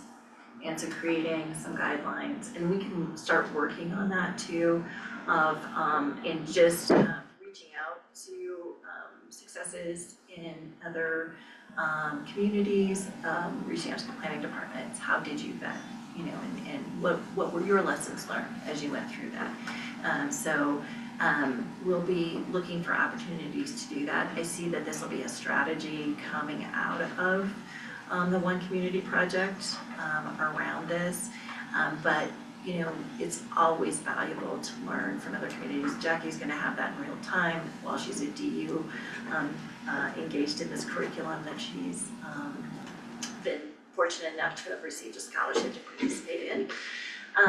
And so, you know, we'll just look for those, how do we learn from others too? I think that's a really valuable piece of information. There's no sense in reinventing the wheel where we don't need to. When we're talking about reaching out to other communities, I think we've got an issue here that, when we talk about affordable houses, we're comparing it to like our average sales, you know? But there's a large number of people in this community who our definition of affordable doesn't fit their budget either. And many of these people are existing in mobile homes that are in really bad shape. And on that subject, every time it comes up, I've always been like, you know, why are there even still mobile home parks instead of like tiny home communities where we scale everything down to a smaller size, you know, similar square footage to some of these mobile homes, but like make it at an even more affordable level? Like, how does that look? How does that work? So I started digging into that. Other communities, Durango, Colorado has Animas Mountain Vista tiny homes. It's a whole village that they developed down there that, by all accounts I've read, was really successful and lowered the bar from, you know, what, when we talk about affordable, even more affordable. So is that something that is the tiny home conversation still come up at all, or is it even part of the conversation these days? Or are we still kind of just moving ahead with what we've sort of been doing with just subsidizing duplexes and your kind of average single family homes that we're trying to make affordable? I think the conversation, I will say, you know, we looked at manufactured housing certainly addresses community housing needs, and there's a lot of different strategies around that. One is from a zoning approach to preserve these areas. Another is, you know, everything, like when Jackie and I went to Mount Princeton, you know, finding like Clayton Homes has a swap out a program to, you know, allow property owners to upgrade into new units at some cost-effective approaches for entry. You mean like get rid of an old trailer and drop in a new pre-manufactured home on that same right? Look it right up. And that is a specialized lending, so manufactured housing typically is has a different lenders associated with it than, we're gonna find for secondary market for stick-built homes. But through that, I think it's just, it's looking at all those different ways. I think the tiny homes, they've been in discussion from a building code standpoint. At the ICC conference last year, I went to, a work session on tiny homes and how different communities are looking at them. And seeing if they are, another solution. But I think that, looking at all solutions, from how do we preserve and protect and increase livability and the quality of our manufactured home communities that are existing, how do we look at different housing types as solutions, everything from tiny homes to ADUs. I think that we have to look at every type of housing opportunity and, and who would we be serving with that and, what are the pros? But as we dive into housing, we're gonna look at all of those as a possibility. So I don't think that, I think that we will be considering all approaches. Not just the public-private partnerships, not just how do we protect manufactured housing, but also looking at ADUs, tiny homes, what are the other options out there? So I don't think anything is off the table. All options are on there. We have to look at all options as a possibility. But I think those are great examples that we can throw into the mix. And as we start getting into those strategies around housing, those are great discussion points to say, is this a viable option? Is this something that we should be exploring? Absolutely. And when you talk about preserving housing, it's imperative that we do that, because once it sells, it's gone. So, once it hits the market, we lose that affordability, and now it's a $600,000 house also. Great. So is there a way to incentivize home improvements, make properties more livable in exchange for a deed restriction? Are there more, so what are those tools that we can use to protect, preserve, as well as create additional? So we really need to look at all options. And I think that nothing is off the table for consideration.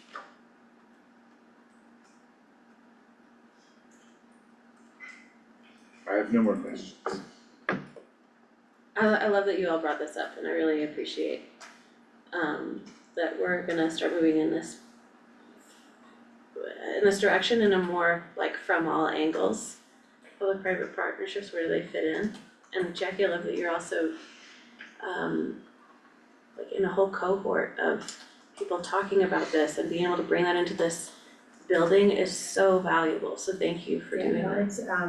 So we had our boot camp this weekend, and let me tell you, it was, we had Friday night, Saturday was a 14-hour day, Sunday was a 12-hour day, and just, they had panelists coming in, discussing things. We did a field trip to explore, some things that are happening in Denver, that address, the continuum of housing. And everybody who was selected to participate in the program has some knowledge base that they can contribute. And so it's not just the teachers, it's the group itself. And so it's a very exciting opportunity. They did this, they've had one session that happens, an 8-month program. So they had one session that happened already, and so I'm very excited not to have been in that session, because they learned a lot of things that, they are doing differently in this one. But it's an incredible opportunity. When I got into this role, I was like, boy, I just need a crash course. I need all the information, I need it right now. And it's not really available, and it's really challenging to try and find time to go out and get it when you're in the work. So I'm excited about the opportunity. Very cool. And, so, also, just thinking about the conversation that we had last night, if you need me to email that One Community Project link back to the top of your inbox, so you can hit the link to get into one of the different action teams, let me know. And I can get that back into the top of your inbox as well, if I know how my inbox gets, so that's beneficial, just let me know. And is the Google form going to you or is it going to? It's going to Brooke, Okay, but she shared it, I had a project team meeting right before I came, and so she shared it with me, and so at any time, but they're just managing it for right now. okay, I filled it out, I was just wondering if you could confirm We that I got got it. it. Okay, We got it, yep, we saw you on there this morning, so, but happy to, make that more available or answer any questions about that. 4 to 5 meetings, a mix of in-person and, virtual, so totally understand there's a huge demand on your time. But we're hoping this is kind of, we're at the rubber hits the road time in the project. If we can find time, that would be great. Concrete hits the forms. The concrete hits the, oh, Jackie, that's happening right now. Sure is, and the city's moratorium on cutting into the street happens October 1st. So I'm gonna go talk to the city today about leniency on that moratorium. And then XCEL, you having trouble getting power? Yeah, so it's just a whole domino effect of all the things, right? So, Excel doesn't want to necessarily bring the lines in until there's a foundation and a home set. But then that pushes us past our moratorium for not cutting into the street for those Excel lines, so. So it's tough. I can stop sharing. Is that something you can talk to Blair about? Yes, Okay. there you go, yes. Thank you, guys. Thank you so much. Thank you both, appreciate you guys and all your hard work. Yeah. And I was excited you met with Blair because I left her a message last week and she had gotten it but had not responded, so it was a nice snagging opportunity for me, thank you. perfect. Thank you guys. We have him at 11:15 on the calendar. Did you take it? Thank you. Yeah. Yeah. Do I actually pause it? Take it over? Sure. Alright, commence with agenda item number 3. 4? Oh, Sandra, sorry, you're right, 4. 4. Discussion Dutch Henry, Alright, led by Mr. Cairns kind of. and Share, not me. Share. Cairns. Gary? Is Carrie Vanderwhite out there in the online land?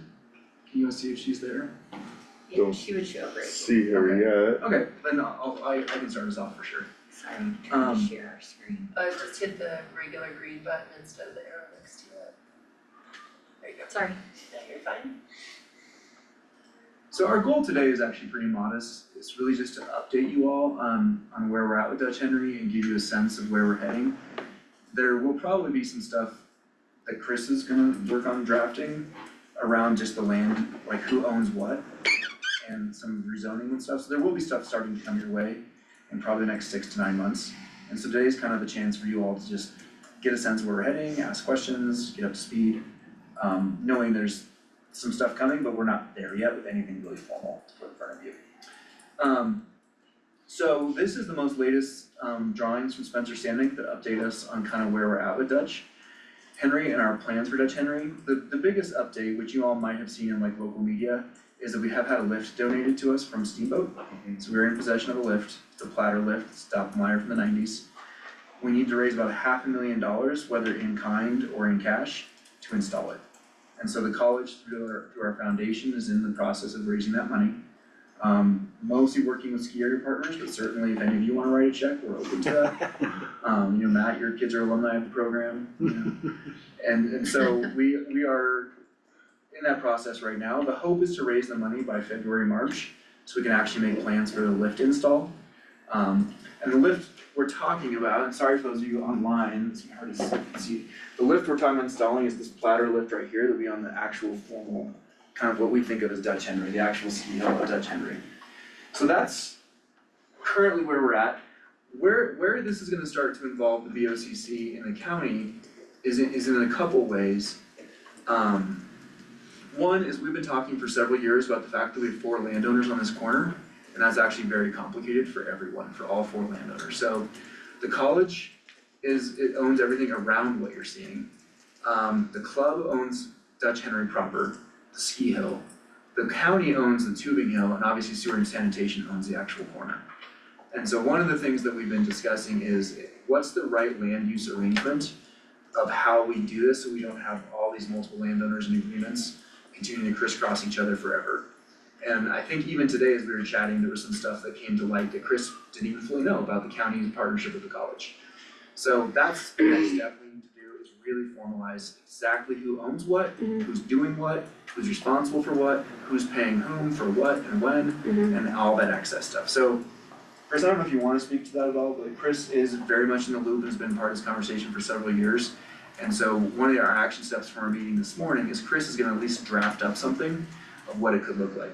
The club has also engaged legal counsel to figure out what's the best use of the club's land. The club's not necessarily financially in a place to want to take on the liability of operating a ski hill.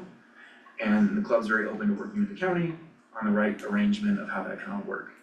I mean, just not to steal Chris's thunder, but we're imagining it would look something like, if you think of a traditional ski resort, the Forest Service owns the land, there's an operator on the land that operates the ski resort, and then there are clubs that operate within the operator's agreement. Right, so we're imagining some scenario down the road where the county sort of is the owner, the college operates aspects of it, although your staff also want to operate aspects of it because there's potential income generation in tubing and beginner skiing. And then the college works with the ski club with their access. The club, through their legal counsel, will bring an LOI, letter of interest to Chris in the next couple of months, or weeks even, that sort of outlines what their hopes are as a club. Their hopes are long-term, I'd say 2 big things, obviously the club person here to chat about it, but from what I've heard from them, is long-term access to their facility that they own currently and wanna own forever, not wanna own forever, wanna have access to. And then also wanting to ensure that, well, there's an insurance consideration, right, at some point down the road. And who's the best entity in the community to carry the insurance costs. And whether that's passed on to kids and families through lift ticket sales and things like that, or whether it's something the county takes on, or whether you can add it to your agreement with Cooper. Who is your current, are you guys using Mountain Guard for Ski Cooper insurance? Who's your current provider for insurance for Ski Cooper? It's all under the same. Our regular insurance. You guys don't have specific ski area insurance for Ski Cooper? No, We only own the we're not covering their assets. general liability. Yeah, Okay. they have. No, they So pay their they own. carry their own ski area insurance? Yes. Cause there's 2 companies in the country that carry ski area insurance. Yeah, it's not us. Good to know. So those are things I think to sort through that we wanna figure out. There's also a zoning issue. The land, and Melissa spoke well to this morning, I might not get the details perfectly correct. But the current zoning that's on the website versus what's on paper versus what's been happening for 40 years aren't all exactly the same, and so we need to bring all that in line. And potentially go through a rezoning process to make sure that the use matches an operational ski hill. Did I get that right, Chris? Yeah. Alright, so Carrie Charles, we have 2 Carries, is here from the club as well. I don't know if there's anything you wanna add to what I said from the college's perspective. And to be clear, while I'm a club founder and a club employee, I am CMC through and through in this process, and then letting the club kind of like advocate for their own interest, just to keep my conflict of interest to a minimum. On the club side, what we're looking at right now is potentially transferring our property to the county. We are not a club that is capable of managing this property. The 2 things that we really want is to preserve our access so that we have a training venue in town that our youth can use. And we've gotta keep our clubhouse, like, we use that for all of our programming, so some sort of lease back, however that looks. But the reason that we are willing to, like, give this land to the county is so that someday this vision can happen, because if we continue to own this hill, we aren't capable of developing that. So kind of our, vision of allowing all youth in Lake County to have access to mountain sports and alpine skiing would be the biggest piece that comes out of this eventual development. And our kids would love to have it at nighttime, so, but those are like, wanting to like step forward with this vision and kind of preserve what we absolutely need from the hill. And we also realized that we wouldn't be training on this hill, even hiking, if it wasn't for the college grooming it and giving us snow. Cause that hill, without the college, is kind of useless to the club. So I think it will be everyone working together to make it happen. And then you can kind of see the phases that are written on down there on the right, like we really see this lift as phase one. It would provide more access to skiing for kids, but it doesn't really get you into the beginner world. It doesn't get you into new skiers, because Dutch Henry is very steep. Right, so anyone who's wanting to learn to ski, it's not an appropriate venue. And so phase two really imagines, and this is a conversation that the county's actively involved in right now, is culverting the creek. We're on it, Yep, you guys are on it, we appreciate it. slowly but surely. Oh, wetlands. Because and we had some really good conversation today about even, short-term, long-term solutions of what that could look like. We all agree, and I think you all are on the same page, that we don't want to run a curve to Tubing Hill anymore. It is not appropriate, it's not working well, the liability for everyone's not amazing. So we need to get away from the curve Tubing Hill. And so what Spencer Stanek has proposed here is like, ask for the whole deal, right? Culvert the entire thing from the road all the way past the current building, and the current culvert actually needs to be replaced as well, it's not working correctly. And so that'd be, the dream. If we had to, we could probably potentially just culvert the part under Tubing. Right, so it could be a very tiny culvert if we had to do that. If the Army Corps of Engineers and the EPA come back and say you can't do the whole thing, we could live with just that. Even less than that, I mean, they ask for the whole thing and see what you get. Even less than that, we could probably, and my guys actually are looking into this today, we could potentially just do a temporary culvert of a pipe in the water in the winter and snow make over it. So that could happen, right? That's not ideal. You can't necessarily do that without a pipe because the water comes from out of that reservoir. So it runs all winter, even when if it would normally freeze, it doesn't freeze because it's coming out of a reservoir, right? And so because of that, we couldn't make enough snow ever to not have it melting down underneath. So we'd have to pipe it. Steamboat actually does that. The base of Steamboat is a river. They pipe it in the winter, make snow over it, and you don't know that. And then in the spring, they take it out, and it's not When you say pipe it, it's got like a half of a pipe over it, or something like that. Something like that, so you're not snowmaking in the water. yeah. And we could look into that a little bit more, because Steamboat does it, a lot of ski resorts do that. Yeah. Because most of their bases are wetland, right? Yeah. Like mountain ends, village starts, wetland, right? And so there are some options with it there. But then the long-term vision, really the dream would be some magic carpets that provide access to tubing and beginner skiing, and that's where we could see, actual revenue generation for the county. Yeah. Right, and we could see a lot more access for beginner skiing, new skiers, kids who haven't traditionally participated in skiing would have a lot more ability there.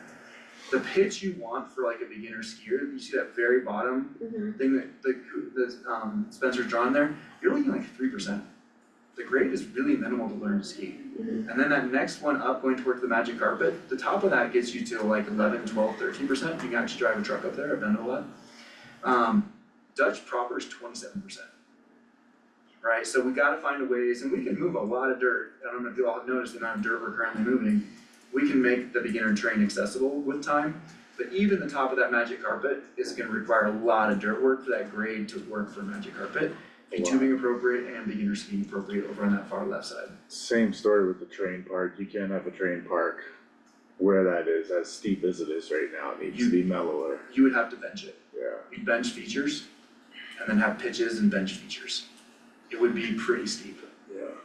An ideal terrain park's probably like 11%. Yeah. And this is what we were all stoked about Yep. back in February. Yep. So we're on the same page. What we're talking about today though is kind of the update on the four The agreements and the land ownership. land ownership situation, right? Cause that's our first step in order to even go in this direction, right, is us moving the tubing lane Yep. and the four Yep. group agreement. Yep. So, So this really, I think, kind of came from the club now. The club, I think what's changed since last time we talked is a little bit of Spencer's drawing has changed. So there's some slight updates to like that. the lodge and the port. Well, and like where the beginner train would go, and Yeah. honestly, if sewer and sanitation wanted to play nice, Spencer thinks you'd have fantastic beginner terrain on the other side of the creek, where you'd have a magic carpet going up towards the sewer and sand building. So I talked to them after we Yep. had our conversation in February. I talked to Josh about this and he was stoked, he was like, yeah, we don't use that. Nice. And we also wrote a letter of support to try to help them get better access to their dump site. Yeah, they mentioned this then- morning moving it completely. But then, yes, they actually changed their whole application to try to move it down to the sanitation spot. The trick with that is then getting CDOT to change the speed down there in order to avoid needing to put in a turning lane. So like lots and lots of little steps, but overall, they seemed really on board. Yeah. Josh seemed really on board, so if all four are like in this room, not in this room, Right. sanitation isn't, but Chris, do you wanna give us an update about like, Yeah, so that's gonna be the next Where step, we is like at? real brass tacks on an agreement. Well, and I was gonna say, here's the thing is not putting the cart before the horse, until we know the land ownership aspects, it's really right, you're hard doing that first? to draft agreements as to what's going to happen Sure, with that. But as soon as, ideally, from my perspective, and Matt can chime in on this as well, ideally, it would be great for the county to own all that property, including finding a way to acquire the sanitation district property yeah, in order to have control over that whole area, and that makes it a lot easier for us to craft the right agreements with CNC in terms of, and as I mentioned to Mimi today, we've been, with county-owned properties, we've been trying to get away from ground leases and moving toward operating agreements, which in this instance makes 100% more sense than some sort of a lease right, with CMC, for that, and then they would in turn have an agreement with Cloud City and Sports in terms of their access and use. right, But in terms of the transfer of the property from Cloud City to the county, their concerns and their desire to make sure that they, have that access and stuff that they need for their programs, all can be addressed in the transfer documents. That's Yeah. not difficult. So I don't think in terms of Matt and I being able to tee up the right documents, that's not something that I anticipate will take a long time. Once we figure out the land moving pieces and stuff, and the rezoning stuff, and, the other. Well, Melissa mentioned, I think, that we could, in the transfer, do the rezone. Yeah, well, and that's what I would anticipate, so I don't know, I would love to get the contact information for y'all's attorney, so Matt and I can connect with them and start talking through these nuts and bolts aspects for that, so we can get that addressed as well. Kind of like liability are we looking at if we take ownership of the land and there's just tons of construction going on? I mean, this is not traditional Yeah. work, this is, pretty heavy As we duty. learned last year with the Dutch Henry, the improvements to county land for recreational purposes has the risk of taking it outside of the county sovereign immunity in regards to, having some,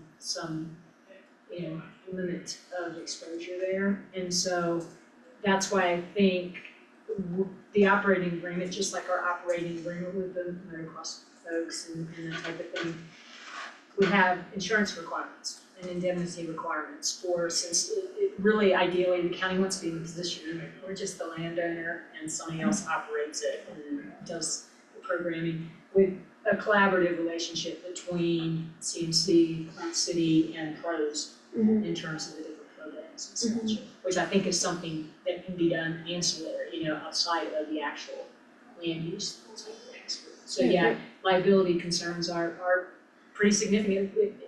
It already exists for us, and obviously expanding, acquiring more of the property and expanding the use and development will expand that liability exposure as well. Yeah, We but all have to also doing operate- it more professionally will also reduce our exposure hope. because our current usage the exposure is very high, even though we have a very small amount of the, Yes. well, yeah, we, Just because Programming it's on not, as you can see from this ideal presentation of what this perhaps may look like in the future, the way it is right now is not ideal in terms of our use. you can see it. Yeah, and once we start transporting folks uphill, the college, if we're the operator, which is looking like that's how it would be, Yeah. we're then subject to the Ski Area Safety Act. Right. Right, so everything that involves the Ski Area Safety Act then becomes in play. Right. Which, if you read the Ski Area Safety Act in a lot of detail, it's mostly signage, Mhm. right? Warn people about about what's happening. Mhm. You do have to have some kind of waivers that, you know, typically when you buy your lift ticket, you sign your life away in Colorado. Yeah, in the last 2 decades, it's gotten, The Ski Area Safety Act has been very kind to the industry, yes. right? And its interpretation in courts has been very pro-industry the last several years. Although we just saw a big settlement out of Crested Butte, right, a couple weeks ago. What was That that? went the other direction. A young woman was paralyzed falling off a chairlift. in Oh, Crested Butte, right, And I Yes. believe the settlement was 12 million, Chris, or something like that. right. So that was went the other way. The Breckenridge case from last year is still unsettled, the gentleman that fell off the chairlift.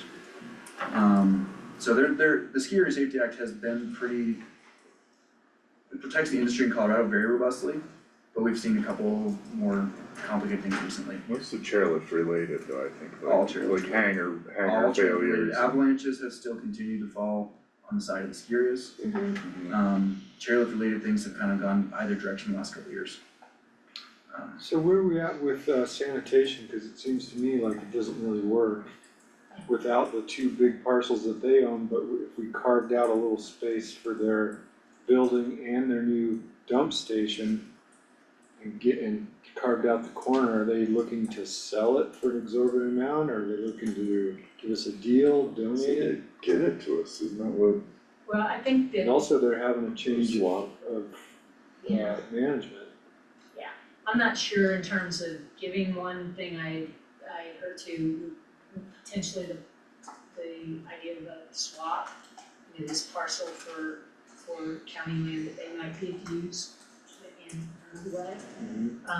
But yeah, y'all might recall that if they don't end up moving the dump station, they need a new dump station, and their first proposal was to essentially put it in that parking lot that's closest to their building right now, which I agree 100% probably derails a big chunk of this project if they're gonna Well, they've retain. already done it. Well, they haven't installed, it was my understanding they didn't install the new dump station. There's a brand new dump station in the dirt parking lot adjacent to their. They went on and I didn't realize they installed that, I didn't know that, cause Is that I've seen There's folks. a new dump station right here, the old one's right here. Well, I was gonna say, I've seen folks still pulling up to the old one. Yeah, it's not online yet, Oh, okay, Yeah, that, it's there. but they put it they in. did go I'll in and let you install know it. this afternoon. Cause I thought the issue too with that was CDOT didn't want them using that area, and that was part of the issue with CDOT is their ability to be able to take all that traffic into that area and turn around and come back out on the highway from that direction, so. Maybe there should be a contingency where, you know, until they get something together, you know, they get Yeah, we can carve always, off a little yeah. piece for them, cause Well, So if you that's- recall several years ago, we had a massive issue with parking, right? It kind of started more with the race series and then it sort of spilled over into the club and the county actually as well. And Chris sorted all that. So we could probably relook at that agreement to continue access, even if they stay in the property. yeah, we have an access agreement to be able to use the driveway that cuts across their property to get to the parking adjacent to the facilities now. But in terms of being able to carve out, as you mentioned, that's a possibility. It probably requires some sort of a subdivision and again, the rezoning, that type of thing for accommodating those changes. We have adequate access to the power we're gonna need and water and being able to run sanitation from a large building without any like major unforeseen hurdles, like. There's a line over there. Power pole about right here that already runs to that building, Okay, but it runs across our property to get there. And there's a power pole right up there someplace. enough to power the And so lid. the power situation, and you bring up a really good question, we should probably, Chris, add to the agreement, the power situation is kind of a mess right now. What we have is most of the power for snowmaking, not all the power for snowmaking runs off of CMC's buildings down onto Cloud City property. Right, so we run power from CMC all the way down to the bottom of the hill, that last power pedestal at the bottom is CMC power. The club owns the power out of the Dutch Henry building, which actually runs underground to your little building for your Christmas lights and your shack for renting tubes, and then runs up to the CCMS lights that go up the hill. So And it's like, the top light on the top of the hill is probably really, really close to being back on CMC property. So currently CMC is running power down to Cloud City property, and Cloud City is running power through your building up onto CMC property. And so the power, we are fine from a power perspective because we run a lot of power out of CMC. So for snowmaking, for running a lift, we won't be able to run snowmaking and a lift at the same time. But we have lots of power at CMC, and we're actually adding a new $3 million building, kind of where that little orange squiggly line is up that way. We're adding a new scary operations facility to maintain all of our equipment, to maintain snowmax, to hopefully add some diesel programs and things like that for our students. So we're gonna be in great shape power-wise from CMC power to operate the ski hill, but there is some questions around like who's running the lights and it's weird right now the way your building is kind of just on the closed power at this point. Yeah, so let's get this all cleaned up, huh? Yeah, so there's a question of power and like whose power is where and who's paying for what power with XCEL. Right now, I don't believe you all actually get a power bill from anywhere on the corner on the property because it's the club and the college running all the property. Thanks, guys. Appreciate it.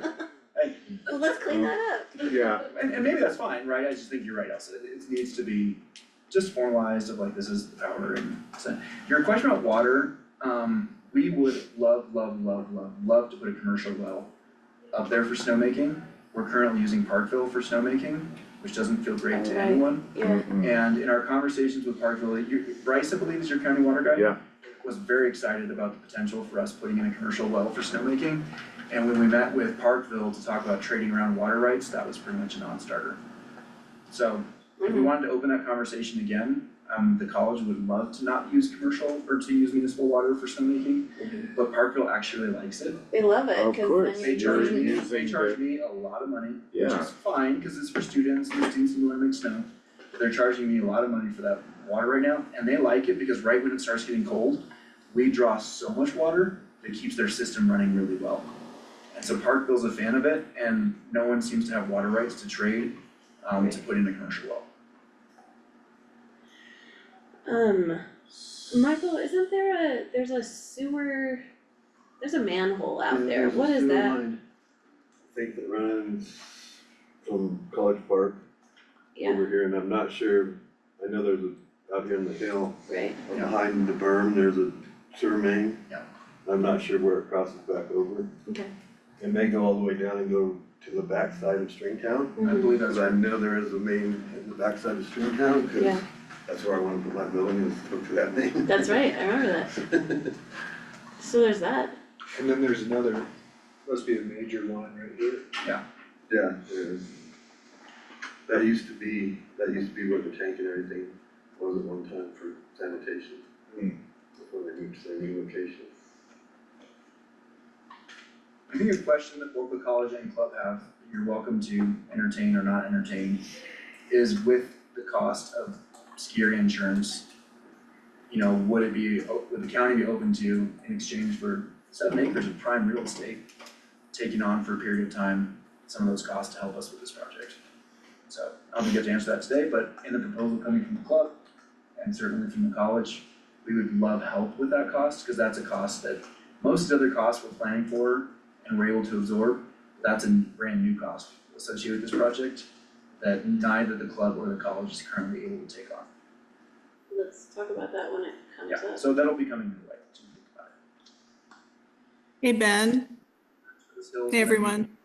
Go ahead, yeah, go ahead, Carrie. Hey, Carrie. Sorry, I've been here. I can't get my camera to work. My bad.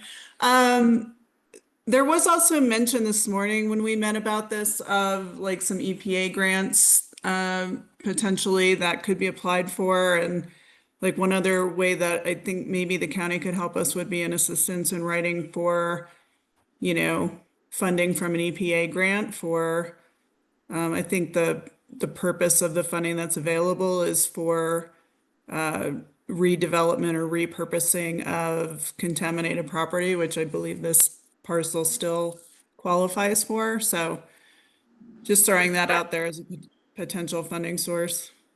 Yeah, Carrie, that, you're referring to the Brownfield Grants Program, Correct. that's available. And that probably require the county to pursue that, It would. because it would be the county's responsibility to do the remediation and mitigation. But that's also something, until we pass the Army Corps of Engineers requirements, that's a big issue with us proceeding with any of these plans. And so I think until we know that they're willing to work with us to proceed, then once we get that in a positive light, then we can start looking at grant opportunities for doing that remediation and mitigation work. Right, and Candace, we approved the payment to the group that comes and does the study for the Army Corps of Engineers. Have they done Yeah, that they're yet working and on that. submitted the paperwork to Michael, Yes, they have started. Gary submitted that, I don't know what he heard back yet. Haven't heard back anything from Thanks. them yet, but they're also our engineer on the bridge project, so I'll go check in with them to see where they're at. the, okay, I know that I just signed the thing last week, Yeah, so they're just getting started with it. okay. And it's the Army Corps of Engineers' belief still that these are natural wetlands, not man-made? No, it's a they brought it down to a section 42, which oh, means it's been worked with before, but it's still wetlands. yeah, Okay. Because, they think the EPA cleaned it up some, but they know there's still stuff there. So we'll Once the see. wetlands were, I mean- came into this subject, it's Yeah, the like, requirements, what we have to do have decreased quite a bit, okay, but that's why we got them working on it right away as soon as they came back with this other bid. cool. And Michael has managed to secure a potential donation for the culvert. These guys did that, I just checked on it and made sure Yeah. they're still available. Commissioner Bowler, Piece of cake. Yeah, so they are still available, Cool. they're ready to deliver them anytime we want them. Nice. Fantastic. So it's used pipe from the water line that takes water to Colorado Springs, I believe. They're replacing that with a plastic pipe now, so it's all concrete pipe, but it's all in good shape. I've seen it in their yard down there, It's 5 feet, right? and 5.5 feet. Wow, great. And obviously, the conversation this morning around the dirt work for the tubing came up, and my team feels very confident we could, once given the green light, easily accomplish all that dirt work this summer. so then, Chris, if we get all of the land issues dealt with by next summer, is that okay to then put into the operating agreement that somebody else would be doing the land work? Absolutely. Let's go. Chris, do you need anything from us in order to move forward with this? We need to hear from the Army Corps of Engineers. No, I mean just with the land, Oh, well, discussion Here's the and- thing in terms of, again, not wanting to put the cart too far in front of the horse, and until we get the Army Corps of Engineers green light to do that part, acquiring the other properties might not be as urgent, if you will. I'd rather not do that than find out somehow we put the kibosh on it and all of a sudden we're in a situation where we own property that we can't use as intended kind of stuff. So my preference would be to try to get the Army Corps issue resolved first and then start working on all these different moving parts. So Chris, what I hear you saying is you would rather the college and the club figure out our agreement for the Dutch Henry piece, And unless the Army Corps says yes, and this whole thing becomes a possibility. yes, and that's what I see as the linchpin right now, that we need to get past the Army Corps of Engineers to bring most of this, because until then, we can't straighten out Dutch Henry, our tubing hill, if you will. And being able to bring a lot of these other plans forward, I think would be very difficult without that. What's the likelihood of being able to move forward? It's pretty high, isn't it? Yeah, I believe it is. yeah, we'll figure it out with the Army Corps. The Army Corps will just be like, have some requirements that we have to do to either move, plant light Yeah. there. It's just the Something like that. timing aspect. It's not that I believe that they'll eventually say no, I just don't know how much time it will take to do it. And I don't want us to get into a situation where you've acquired properties or done this, that, and the other, and all of a sudden the whole plan needs to change. Okay. That's why I don't wanna be premature in teeing up agreements that we don't know all the details fully yet. Yeah. So we get our Kinley Horn study submitted to the Army Corps, then as soon as we hear back from those guys, then we take Yeah. next steps. That's we're basically just in a little bit of a waiting game right now on our end for the Army Corps. I'll just We say have it been again, pushing it. Yeah. I mean, oh my god, Ben, sorry. It's okay. I'll just say it again, it seems like the club and the county piece is kinda easy, the hard piece is sanitation. Which I don't think feel will be hard. Yeah, I felt like I think their your current tone, board's really open. yeah, They Yeah, have, and Josh isn't attached to any of that. but we should start identifying what they want, do they want money, do they want a parcel, can we identify a parcel that they'd be happy with, and putting their dump station down at the plant, that's gonna require a lot of work, cause it's a steep grade on the highway. So I still I think they have to leave the highway like about where the airport road is, where that new intersection is, on the CJK land and go in from the other side, Yeah. okay, and then come out with their entrance right there. I think that's what they're talking about,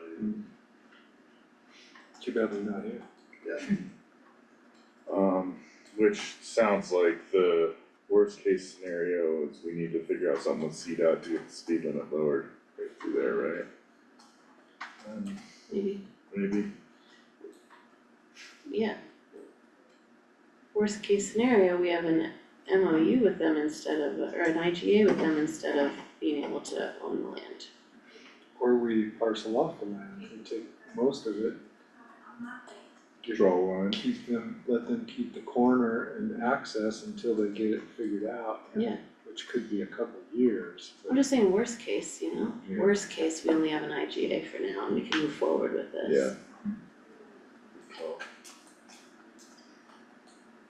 I'm sure they pay quite a bit for the taxes on it, especially the empty parcel. This one here? I don't know, I see the, That's, isn't that one ours? Yeah, that's theirs. yeah, that whole that's great. square, I Oh, think. They got this The whole one and this rectangle? one, that's Oh. ours and that's. Or this is the college and this one's ours. No, we own, the No. college owns nothing down there. We But only yeah, own that's the Cloud City Mountain Sports. We only own the two. Excuse me, Candace, if you scroll up, there's actually a nice map of who owns what. Now the other way. Yeah, one more. There you go. Here we go. oh, I see. Yes, college actually owns none of it. My mistake. We own all of that. Yeah, we own plenty of other things, but not that. Do you all, I guess one question we have for you all, the club is in the process of working on an LOI to send to Chris and get the process started. Do you have anything you want to see in that proposal from the club?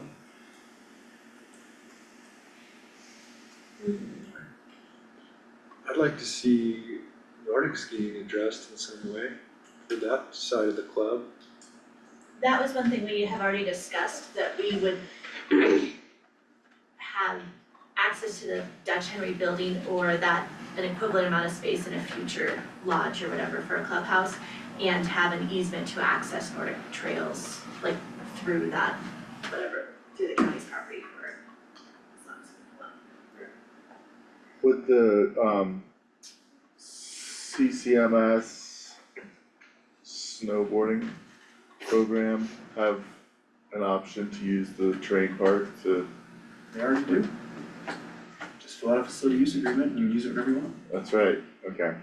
I mean the one here, but You yeah, not meaning you meaning CCNS. yeah. Yes, for sure. Yeah, I Something, think on the club side right now, it was hard because our attorney was like, when do you want access? And we were like, well, we can't decide when we want access in 80 years and what we want access to. But we're kind of gonna ask for like 25 hours a week of access with like the first choice before they give it to other people. And like low to no cost. We realize the college may need to charge us something to run a lift, but discounts. And if it ever becomes like a huge moneymaker for the college, maybe a percentage, but nothing like initially. Hey Carrie, we may wanna also consider like what events we wanna host as a club here. Because Matt, to your point, like there are a lot of cross-country events that we probably currently host elsewhere that we could start out of here, or, same with, maybe some events we don't even do right now, like moguls. So like, I would want to like find some way to carve out like events and not just limit ourselves to 25 hours a week and then not be able to do those to make money for the club. Yeah, thanks. And that might end up in an agreement with CMC rather than the county. I think that's the direction we're starting to head as of this morning. The college currently, we do host 2 other ski clubs on Dutch Henry. Team Summit uses it for mobile training and for border cross start training. Sick. And we're doing the border cross start training on our property, the moguls are on the club's property. And then we also are now gonna start hosting Ski Club Vail. Ski Club Vail has a longer term interest in summer training with surfaces as well as the county. So your team, Felicia, if the tubing facility were ever to come to fruition, they're interested in summer tubing as well. And then we would entertain summer skiing with, it's called a downside airbag, right? So some kind of like jump training.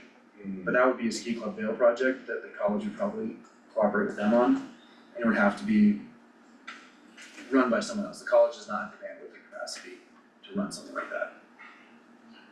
Do you envision the, events, I guess we'll be able to carry over the annual, rail jam that happens over there. You're mentioning an airbag, is there room in the conversation for like, is this terrain park just gonna be a few rails, or is there gonna be small or medium jumps in the park? Jumps. Terrain park's And my I think like. in terms of events too, I mean, we already run a lot of events, so obviously the Silver Rush race starts and stops from here. And that's what actually precipitated the original conversation around the use and access to the property. So there's lots of events that we should make sure are grandfathered into the agreement. We also run actually a lot of Chassa events that are through the ski league. Cool. We run dual slaloms and a lot of things on the hill as well. So there's a lot of events that actually run under Dutch Henry. Sterling does an event, I believe this weekend. Yeah. So the Wheelers do events as well. Right. Yep, we signed permits for them to have their beer tents, I think. This is also exciting. I'm glad you all brought it back to us to Yeah. talk about. So I think next steps is the club will work with Chris. Yep. And we'll start getting some actual agreements and moving and bring it back to you when they're more ready. Yeah, at least the outlines or something.